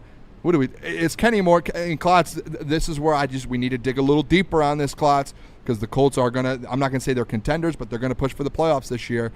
Are they willing to give up Kenny Moore? Because it's the same thing with what's his name? Who's the dude in Denzel Ward in Cleveland? Where I know Cleveland's not great, but everyone's like, go get Denzel Ward, and then guess what? The Browns say, hey, we're not looking to get rid of anyone like Denzel Ward. Is Kenny Moore available? Yeah, he's a free agent. I put him on the list. Is he? Yeah, I thought had him he was on my a trade. list. I literally said it on Oh, the then list. bring him in! We should get Kenny Moore. What are we doing? Well, here's the thing. Here's the thing. I'm all in, Klotz. I thought it was a trade. No. Can I play the role of Brad Holmes? Yeah. You're telling me, bring me Kenny Moore. I'm going to say, well, we feel very good about Roger McCreary and Keith Abney. That's Shut our up. nickel. What? Give me Kenny Moore. There should be no question. We got to reach out to Brad. I don't know that connection we have. We're doing that. We feel over at the Lions. We feel very good about Kenny. He got cut? Kenny Moore, but Kenny Moore is also 5'10" or 5'11". Roger McCreary and Keith Abney. He's a shorter corner as well. At least it's someone though. But you know he's what played I mean? on the outside. Yes. Honestly, if he's kind of a nickel though, right? That's what I'm looking at. He is, but I mean, it really comes down to be honest, that secondary is if Keith Abney has, I mean, he's a 5th round pick, and I love Keith Abney, but like to throw him in that position to be dependent on is such a tough, that's tough. Because I'm basically wondering, man, can he play outside? Which is not, I mean, I just do not want to have that scenario, but this is kind of where we're at, But yeah, hand up, by the way, I got to apologize to Klotz. When he texted that last night, I didn't know that Kenny Moore got cut last night. I ignored Klotz's message. Oh my god! Because Klotz, and he knows this. He sends us the most random dudes where it's like the most unrealistic. Like he's like, give me like Sauce Gardner, and he'll be like, dude, he's not available. So when he said Kenny Moore, I just thought in my head it was just like a dream scenario for Klotz. No, so hand up. No, That's Kenny Moore's good. Yeah. Kenny Moore's good. He's solid. Current. He's 5'9". They probably just cut him because of that's money. why I'm he's like, playing short, nickel. bro. He's playing. He is a nickel. It was probably just a financial cut. Which Brad refuses to do, by the way. It but just that's so probably what it happens that was. the best available corner plays a position you have 2 guys already playing, which yeah. Yep. I feel pretty good about nickel, to be honest. I could have my concerns about Roger, or maybe how much people expect out of Roger, but you also have Keith Abney. It's just it's tough, man. I said this. Offensive tackle is one of those positions. It's just so hard to find. That's like corner. You don't find just tackles. Every team wants offensive line depth. They never can get it. It's like trying to find a number 1 corner or number 2 corner in free agency in late July. You just can't find. I mean, I feel like when you're signing Caleb Czarnik to guard someone on the outside. Okay, well then you'd get better as a team if you did that. You're right. Disrespectful. I'm sticky. But you're signing Jeff Iafrate to be out there. I mean, it's tough. That's a bad signing, but. I think with Sauce, because I know that's what people are going to bring up, but I've probably said it too. When you make that point, Jeff, that cornerback is a premium position, and teams aren't necessarily willing to trade their cornerback 1 and 2, but they'll bring up Sauce Gardner. The Jets were so bad, there was no reason for them to have a Sauce Gardner. So I will say this: if Denzel Ward does come up in any sort of capacity of trade news, and the Lions aren't in on him, that's incredibly frustrating. But Jeff, to your point, yeah, it's a premium position that teams just aren't necessarily willing to trade away a cornerback, like a tackle, like a it's one of the more premium positions in football. Well, especially when you have a guy like Carlton Davis, who is a cornerback one, not with the Patriots, but with the Lions was, and played very well.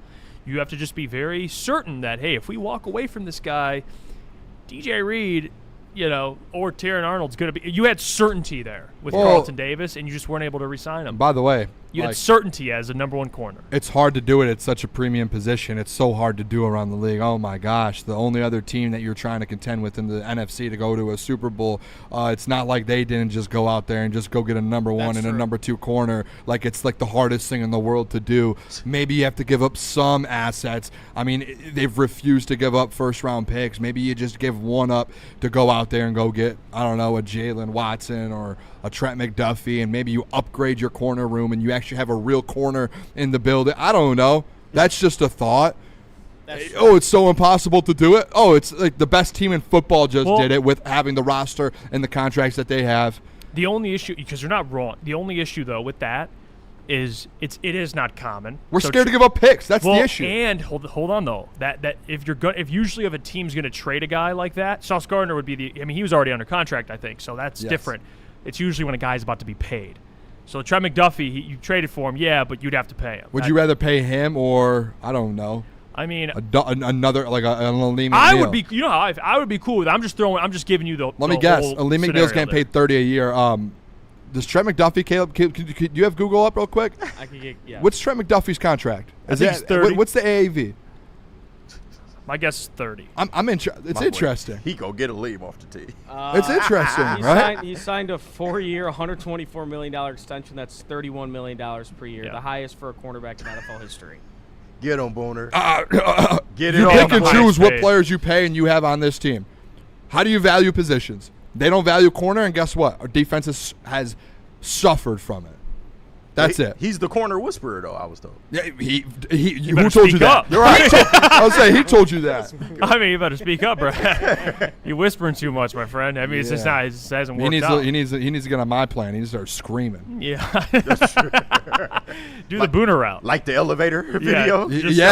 Bring that back, Brad. Yeah, yeah. It's just insane that there's just so many, all the good teams, majority contending teams, just somehow find, like the Patriots guys. You draft Christian Gonzalez, and guess who they go? Right. Carlton Davis. Oh, why did they get to the Super Bowl? Because their corners locked everyone down. Like, they had an elite defense. They did. It's one of those things I can only show you and put it in front of you. It's one of the, I told Caleb the other day, dude, I can lead you to the water. I can't force you to drink the water. Yeah. That's like what we're in right now with this defense, with the Lions and the salary cap and all this. It's so frustrating. The Carlton thing really made me mad, too, because it was only a few extra million, bro. Like, you could have did that. That was the best corner you've had in this room since who? Like, probably Slay? Yeah, by the way, Kryptonic TV is trying to, like, dunk on you right now, Jeff, and say, I Googled it, crickets now. And then he doesn't mention training staff and all that. Training staff? Are you dumb? Training staff? Yeah, he's talking about players that are hurt and practice squad guys. Yeah, that was practice squad guys and all that count. We all knew that, but when you put training staff in your staff, in that what are you talking about? They have a budget for players, and they have a different budget for staff. Yes, there's a cap on players. There's no cap on coaches and training staff and front office. Yeah. We all know that practice squad got that's obvious. But and when you don't need $10 million. Now you're changing it, crypto. Right, crickets now. They're the best practice squad in the league. Who the hell? A practice squad guy, bro. Shout out, and I'm no disrespect. They make another Google assignment. Here we go. Practice squad guys earn a minimum of $13,000 a week. Yeah, that's gonna hurt. Which your is kind of crazy. They make $240, almost $250,000. I should have hit the gym more. That's vet. By the way, that's vets. That's a good job. It's up to they ain't all vets can go up to $22,000 a week. Yeah, it depends, but it's not. You don't need. I understand that, but $14 million. I mean, last year you mentioned 40. We're arguing. You don't need $40 million or $20 million or this stuff for just practice squad guys. I mean, it's just whatever. It's fine. But yeah, I this cornerback thing is going to be brutal, guys. Buckle up. You got what you got. At this point, I'm just being honest. Nobody coming to save you. No one's coming to save you. Unless there is a trade. At this point, there's no one that's coming to save you in the near future. We do got to take a break, though. Just real quick, one comment. I'm sorry. Go ahead. Someone said Carlton Davis is injury prone. And I'm guessing you're saying you're happy that he walked away because he's injury prone. The one injury he had let here, me ask you, broke his face. Hold on, Caleb. Last year he played in 17 games for the Patriots. He played in 4 of them as well. So he played in over almost 22 games, including or playoffs. 21 games, including the playoffs for the Patriots last year. He played 13 games for you in Detroit, where he ended up getting a major injury, but he played majority of the year. And then the next year, after you let him walk, he played in 21 games, including the Super Bowl. So injury prone, funny. He played a full season of football. Literally, the most games you could play in an entire football season, I believe, is 21 games. He played in every single one of them. Booner chose the violence today. And the injury he had here, it's not like he hurt his ankle. He broke his Jaw. face. Yeah, like whole there's face nothing he could broke. have done about that. Wasn't it was that Jack who broke his jaw? Who broke his jaw? Didn't someone on No, the Jack line? just cut his lip. No, who did- yeah. I think Didn't he it was break Jack's the one that did it. So Damn it, Jack! I No, know. I'm just kidding.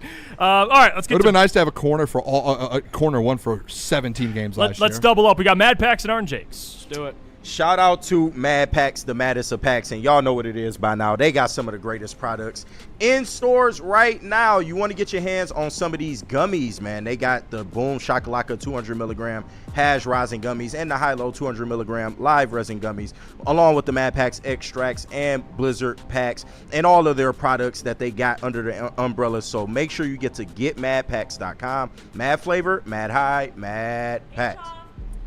Then Booner, tell us about Art and Jakes. Let me tell you guys about Art and Jakes. Hey, this is one of the greatest establishments ever. We go there all the time. We go there for UFC. We were there for the Paddy the Batty fight, the Conor McGregor fight.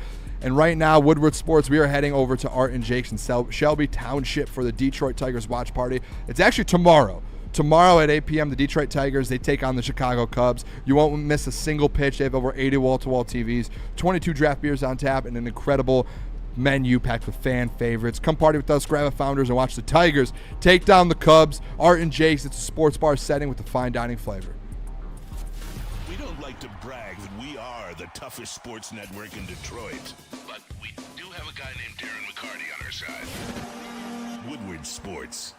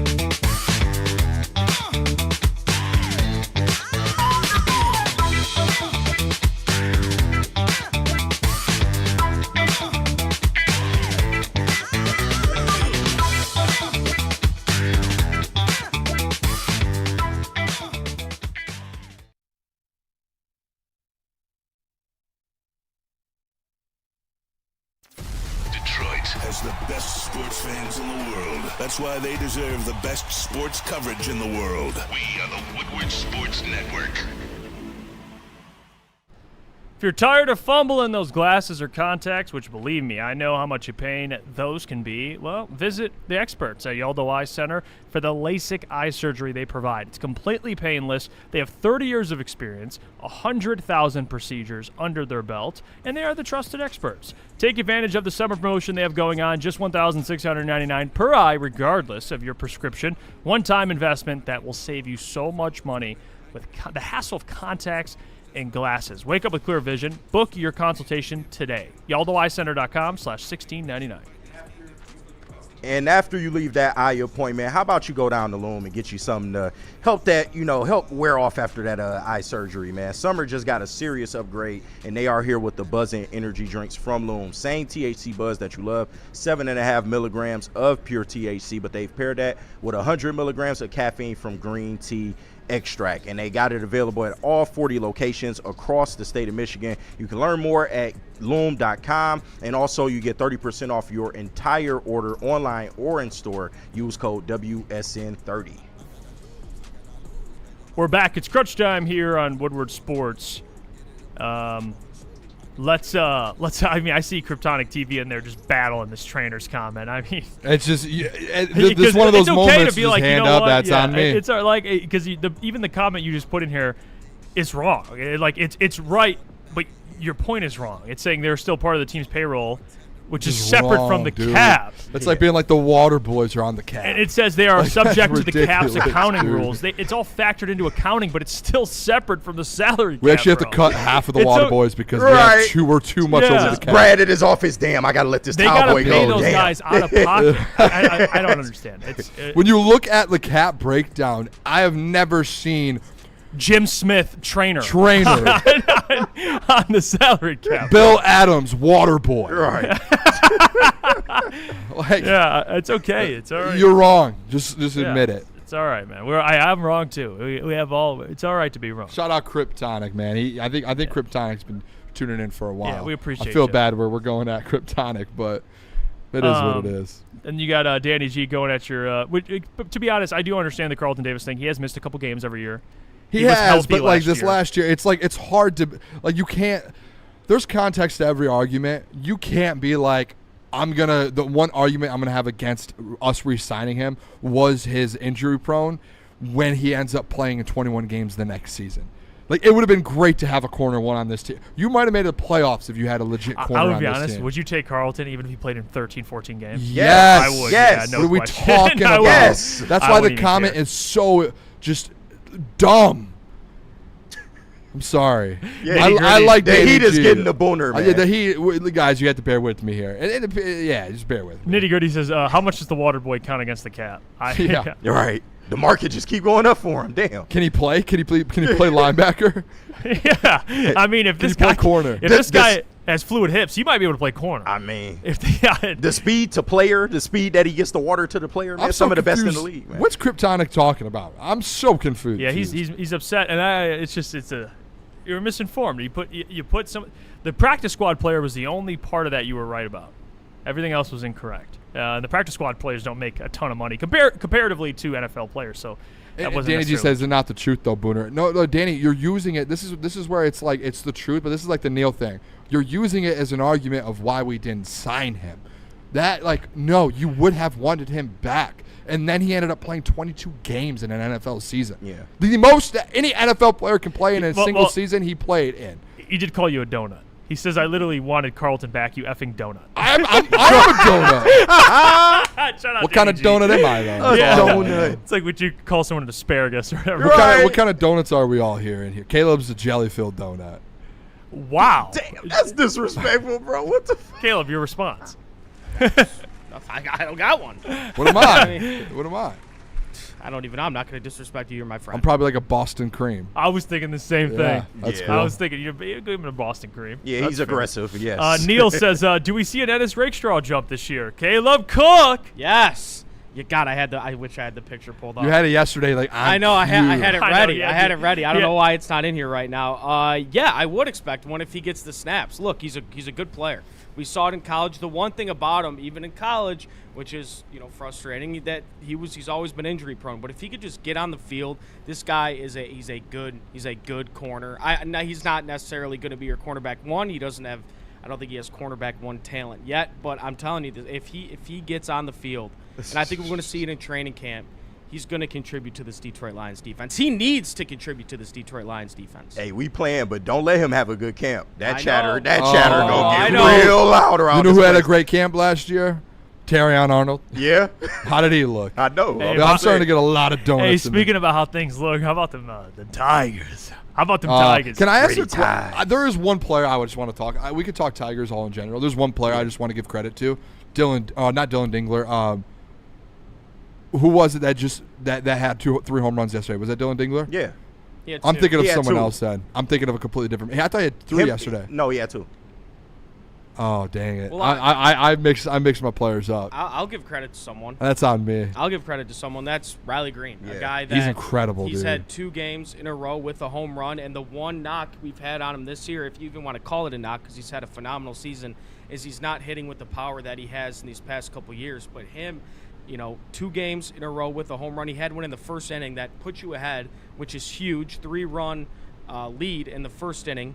Huge. So if Riley Green can continue to do what he's doing while hitting with power, I mean, he's the best offensive player on this team. I think him and Kevin McGonigal are, and probably Dingler somewhere in that too. But I want to give credit to Riley Green because that was a huge home run he had yesterday. He's been incredible. Dylan Dingler has 21 now in the year. Like that's he's cooking. He's gonna have 30 this year. Oh, he's the best catcher in baseball. Yeah, 100%. Hands down. It's not even close. I said it a couple weeks ago. He's a top 10 player in baseball. Go look at all the advanced metrics. He's F4, amazing. everything. Go look it up. He's a top 10 player in baseball right now. I think too. Like, listen, can we break bread a little bit here? Yeah. Because I don't want to yell. I'm no, we not yelling. Let's break bread. Nah, this good. Tigers team's actually turned out to be really good, and I hate seeing them keep winning, and that game's behind number just not move. They lost ground. What is it, 5 games? Yeah, they lost ground. This last weekend, they won 2 of their last 3 of their last 4. And they've just stayed at 4.5 back and 6.5 back. Yeah. 5 teams in front of them. And the only reason it's not even the other teams. The only reason they're not gaining ground on the wild card is the Red Sox. Yeah, they've won 14 in a row. That's it. Yeah. They're catching these other teams, and like that's maybe they'll help put them in a position when it comes down to it, because they are they're right there now with the Astros. They're only a game and a half back from the Twins, a game and a half back from the Orioles, which they play here coming up. They're 3 back from the Rangers. It's literally just the Red Sox. Like, they're catching everyone else. They're just going to, they have to hope the Red Sox turn. Or the Guard. They're going to have to win the division. We need a collapse from the Guardians. But, yeah, it is frustrating. Unless the Red Sox go back to where they were before. Yeah, because we're playing, obviously, really good baseball. But, I brought it up yesterday, and you're bringing it up right now. This wild card race, it's frustrating to watch because – Red Sox are on a 14-game win streak. As of 2 days ago, I believe they lost last night, but the Orioles were on a 7-game win streak and put themselves back in the mix in the wild card. So, yeah, the Tigers are playing really good baseball, but there's teams that are also fighting for a wild card spot that are hanging on. Just hanging on. They're playing better baseball. Their work is cut out. And there's other teams that are just staying. They're staying ahead I don't of know the about they're Tigers. playing better. The Red Red look Sox at have won 14 I'm talking games about in a row. outside the Red Sox, Caleb. I just said the Red Sox won 14. We're talking about the other teams ahead in the wild card. You said the Orioles. The Orioles are 7-3 in their last 10. So are the Tigers. Yeah. So the Orioles just won 7 in a row. Yeah. The Orioles, they lost last night. Yeah, but they the Tigers last week won 8 in a row. That's what I'm saying. The Tigers are kind of in that category of they're playing good baseball. Like the Astros, you're chasing them, you're tied with them. They're 3-7 in their last 10. You go up a little bit. The Twins, they're 5-5 in their last 10. Yeah. The Rangers, you're chasing them. They're 5-5 in the last 10. Yeah. But the point thing is they're gaining ground on these other teams. They're the only team they're not gaining ground on, Caleb, is the Red Sox. All the other ones, I think they're going to end up being that last wild card team out. As of I think in the next 2 weeks before the deadline comes around, I bet you they're going to be right behind the Red Sox, because they're going to. I don't know how you watch this team the last couple weeks and even since the start of June and be like, this isn't a good team. No, but Booner, they're good. The ground is just so much to make up. At that part, but they are a good team, though. That's where I want to break bread. They've been playing very, very well, and they are getting some guys back from injury that you know can help this team. Gleyber Torres, say what you want about Javi, he's going to help this team when he comes back. But that's the point we've been trying to make. It's beyond whether the Tigers are good or not at this point. It's that you've dug such a hole for yourself. You're banking on a lot of things to happen. The Tigers have to continue winning. On top of the fact, you got to hope some of these other teams begin to fall off. And the big thing I'm starting to worry about is the trade deadline as well, because these other teams are going to be in a better position to go buy at the deadline, and I don't know if the Tigers can do that. Can I say this though? And this is and again, this is to you two. Jesse's in the chat. I don't think, and this is just me, I don't think anyone can take a victory lap of being you dug a hole.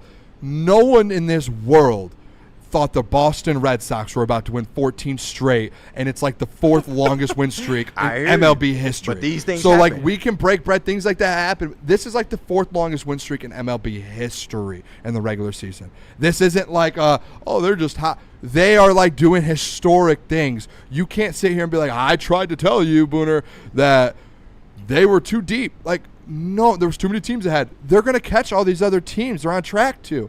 No one could have told you, and you couldn't have told me that this Red Sox team was about to do what the Red Sox team's doing.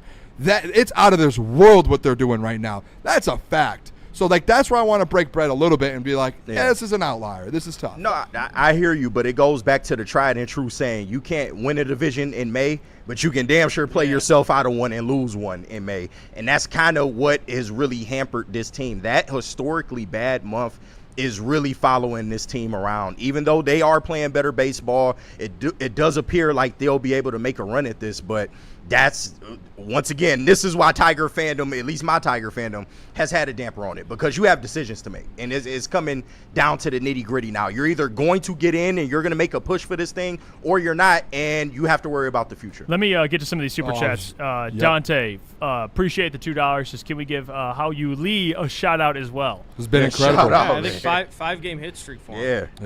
Shout out. Adam, appreciate the 5. Says, we are a season sweep and an Indian straight loss in a row stretch from this getting interesting. Scooble is staying. I'm stroking it nicely. LFG. Whoa. Damn. Hey. Okay. Yo. No, but at this point, they're probably keeping Scooble, bro. I can see it. Yeah, and I'm on the Tigers. I think they can make the playoffs still. I am on the part. You guys know that. I've been off predicted it. No matter what, you get rid of Scooble, but they'll it trade is what it Mize is because they don't want to sign Mize to that contract. I believe. See, that's if you keep this is where I'll stand on business. If you keep Scooble, Scott Harris, you better keep everyone, and you better buy. Yes, that's you better, you and can't. it better be your best trade deadline you've ever had. Yeah. You go get Bo Bichette. I'm just saying, you go get dudes that are available that could step in and help you. Yeah, that's agree. the only way, in my opinion, that you can even save your face. If you keep Scooble, that's it. Yeah, if you're keeping Scooble, you're all in. And You're you going better to buy. do everything you can to Yeah, buy. that's why we've been on the side of selling Scooble, and that's the right thing to do. But if you're deciding, if your decision is to keep him, you better fucking buy. Like I think that's how it should be, at least. I mean, if you believe keeping Scooble is your best chance to win, you shouldn't be selling. Anyone else? They'll buy a cheap product.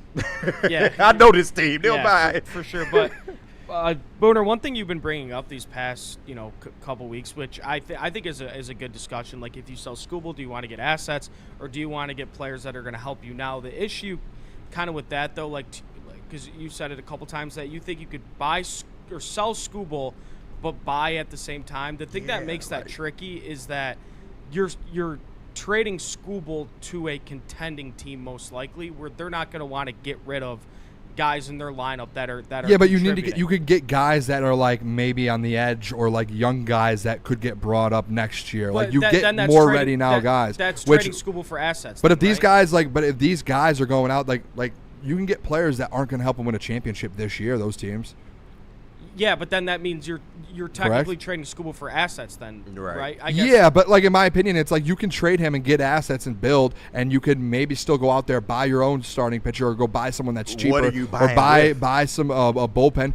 You trade some assets that you have. Like listen, you have lots of assets. You're gonna get lots of assets for Scooble. You can still do that and keep this team potentially a playoff team. Like, it's not out of it. That's but where I you're am. Selling out for 1 year when, like I said, you're not selling. What are you selling out for? No, but if you want to give up some of your own assets to buy, that hurts the team in the future. And Scooble's probably going to walk anyway, and that's that. Well, we got to go to break. We'll come back. We'll do mailbag. So get those mailbag questions ready. We got Amnesia to hear from. Shout out Amnesia, and they got a great new product, and it's called The Switch. It's a 2-gram disposable, and it features liquid diamonds with 2 chambers and 2 different flavor profiles. You can enjoy the left, you can enjoy the right, or bring them all together and have a family reunion and get high that way. But discover your new favorite with The Switch by Amnesia. We'll be right back. Neil Rule and Sean Belizian wake you up every Monday through Friday on Detroit's #1 sports network, Woodward Sports. That's right, Big D Energy has moved to mornings. Get your morning dose of Neil's tone and Sean's insanity. Weekdays 8 a.m. to 10 a.m. 2 Detroit sports legends coming together for the best Detroit sports morning show there is. Big D Energy, waking you up weekdays on Detroit's #1 sports network. It's game on at Art and Jake's. Wings, burgers, pizza, and ice-cold drinks served up with attention to detail. Wall-to-wall TVs, great service, and a vibe that keeps your crew coming back. Art and Jake's, a sports bar setting with a fine dining flavor. You know how some things are so good they should be world famous, but they're not? Our house-made vinaigrette is one of those things. And the antipasto salad, we drizzle it over. Same with our hand-battered chicken tenders. Original recipe soups and pasta sauces. It's almost as if our original, world-famous Detroit-style pizza is mocking them. And that's not very nice.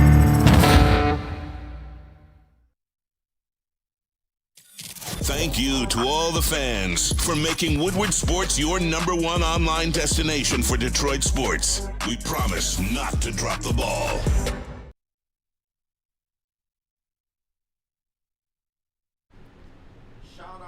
Shout out to Cold Crown and their products that they are bringing, and they are promoting the Royal Jesters, man. These ain't the average pre-rolls. These are 1.5 grams each, and they are quad infused, which means keef coated, live resin infused, THCA diamonds, and terpenes, all packed into one big, beautiful, luxurious joint. 4 layers of yeah, you are good after this. Michigan made, top tier, no shortcuts. Next time you hit the dispo, don't think, just ask for the Royal Jesters, because if you're gonna smoke, y'all know the slogan by now: smoke like royalty. And if you're looking to take your relaxation to the next level, Massage Chair House in Bloomfield Hills is the place to be. The largest massage chair room in the Midwest. Experience the difference with Dr. Eric Duncan, the wellness doc and creator of the #1 YouTube channel for massage chair reviews at the Wellness Doc. Book your visit today at massagechairhouse.com or simply scan the QR code on your screen. Massage Chair House, your ticket to ultimate recovery and relaxation. Crunch time, Woodward Sports. We're back, mailbag. Drop those questions. We got a super chat here from Adam again. $5. Appreciate it. It's a spin rate. Scotty's free agency this year equals Torres, Javi, Job coming back. Can't you picture him saying this after not buying fuck all? Hashtag Willie Stroker. That's what he said this offseason, man. That's what he said. That's what he said last. That's what he said last trade deadline too. Literally. This offseason, oh, the bat we're bringing in, Kevin McGonigal. Yeah, he's great, but you needed more. Last trade deadline, oh, our trade deadline, we're getting players back from injury. Fuck that shit, man. Like, if you're gonna buy, go get some go get someone. I do want to just give credit to Gleyber Torres, man. That guy just gets on base, dude. Shout out. I will say he had 5 at-bats yesterday. He got on base 4 times. I told you guys last week, like, the trade deadline, I broke down, like, these are the different additions. Like, Gleyber counts as a trade deadline addition. Like, getting him back, he is a massive piece. I've heard that before. He's a massive piece in your lineup. I think that's that's huge. And seeing him last night step up, especially offensively, dude, he's a massive piece. That Kevin McGonigal and Gleyber Torres 1-2 to start you. That's tough to pitch. Dude, having him in the lineup changes this. It makes this team that much better. As much as people might not like him or whatever, I think having him is you're adding a significant upgrade. Let's do more mailbag. Yeah, Jesse, mailbag. Who's going to get a bigger bag, Gibbs or McAfee, while other people around their jobs keep getting cut, laid off? Yeah, by the way, there's a lot of cuts today. There was a lot of cuts at ESPN. Tom Pelissero was one of those people. Tom's going to land a job very soon. My prediction, I said I wish I could bet on it. He will be at the Athletic within the next month. Replacing Diana Rosini. Yeah, that's going to be he is one of the best. Right now. He's one of the best, if not the best, in the game. I was shocked, actually, to see the Tom Pelissero one. Allegedly, they fired Ryan Clark on air while he was. I saw the Ryan Clark one. Yeah, he was like he came back from commercial and he wasn't on there anymore. It's tough, man. It's tough to find out that way. I mean, things get leaked. It's not even like it is messed up. I mean, getting laid off's not a joke. But yeah, Ryan Clark. I mean, people had mixed opinions about him. I like Ryan Clark. I don't necessarily like when he throws out the "I'm a player and you're not" thing on people. Right. He does it with Peter. He did it to Peter Schrager, and Peter Schrager's like, he's great. I mean, Peter Schrager's beloved, and he hit him with that. Dropped that on him too. So that's tough. Let's see. By the way, shout out Mike G. By the way, he's hilarious. He says, Mail Sack Booner, can you get a hit off of leader and best Michigan legend Matt Braylon? I don't know. I don't have as much confidence as I have in that than I do with hitting off Caleb. So wait, who is it? Who is the pitcher he said? Broder. Oh no, you wouldn't get a hit off of you. Not off Caleb. No. Off Caleb I would, man. not off Broder. No, you couldn't. We need to do this, man. I know. I think you probably throw 50. I'm telling you, Booner, you would not get it. And for people who want to know, too, Caleb, like, it's not like just one at bat. Me and him agreed on, like, a year ago, it was like 9 outs or something. Yeah. And then 9 outs. It's like Caleb, can that arm hold up, though? No, it can't, but it doesn't matter. Like, he's still not going to get a hit off me. My arm could be falling off my shoulder and you wouldn't get it. Yes, I would. Damn. No, you wouldn't. Okay, it's just like I wouldn't impeach you with a Coney dog eating contest. This isn't a pitching. When was the last time you pitched? Like, legitimately? Yes. Like 7 years ago? So there it is. Like, you can't, like, you're not stepping on a mound and pitching, like, just boom, I'm throwing 70. It's still gonna be better pitching than you've ever seen. You're right. And I would still hit it. No, you want to know my baseball stats for my career? Sure. 1 for 1 with a double. You've had one at bat in your life. And then I quit after that game because I was a basketball player. I had too much going on. I stopped showing up your after thoughts that on game. that? Yeah, I mean, you haven't. It's not hitting off a pitching machine. I'm 100. Is it fair? Is it fair to say though, Boone, that was out in Imlay City? Is that fair? It's still baseball. The guy probably threw baseball in 50 or Imlay City. 60. Bad. I mean, you're basically out in the same area as me. You probably. Oh played it right now. no, that's not true. Romeo's got some good You're players. right there, dude. Shout It's out 9 Romeo minutes for the away. best team in the state. Let's be fair. You did that to him. How long has it been since you swung a baseball bat? 15 years. But I feel like batting is easier than pitching. Pitching is like accuracy, speed. Like you can is lose the hardest speed. thing to do in sports. You can lose speed. No, I think pitching, like pitching's up there. You for probably sure, went from 70 miles per hour in high school to now 50. I was probably throwing 80 in high school. Right now, I'm probably 65. I shoulder surgery. That still don't guarantee a hit, Booner. Caleb throwing that's some heat for Caleb. By the way, we have a lot of guys. Drop the gun, guys, slider? I'm sorry, we can't. Guys, we got so many mailbag questions. I feel bad. Yesterday we didn't get any. Read them off.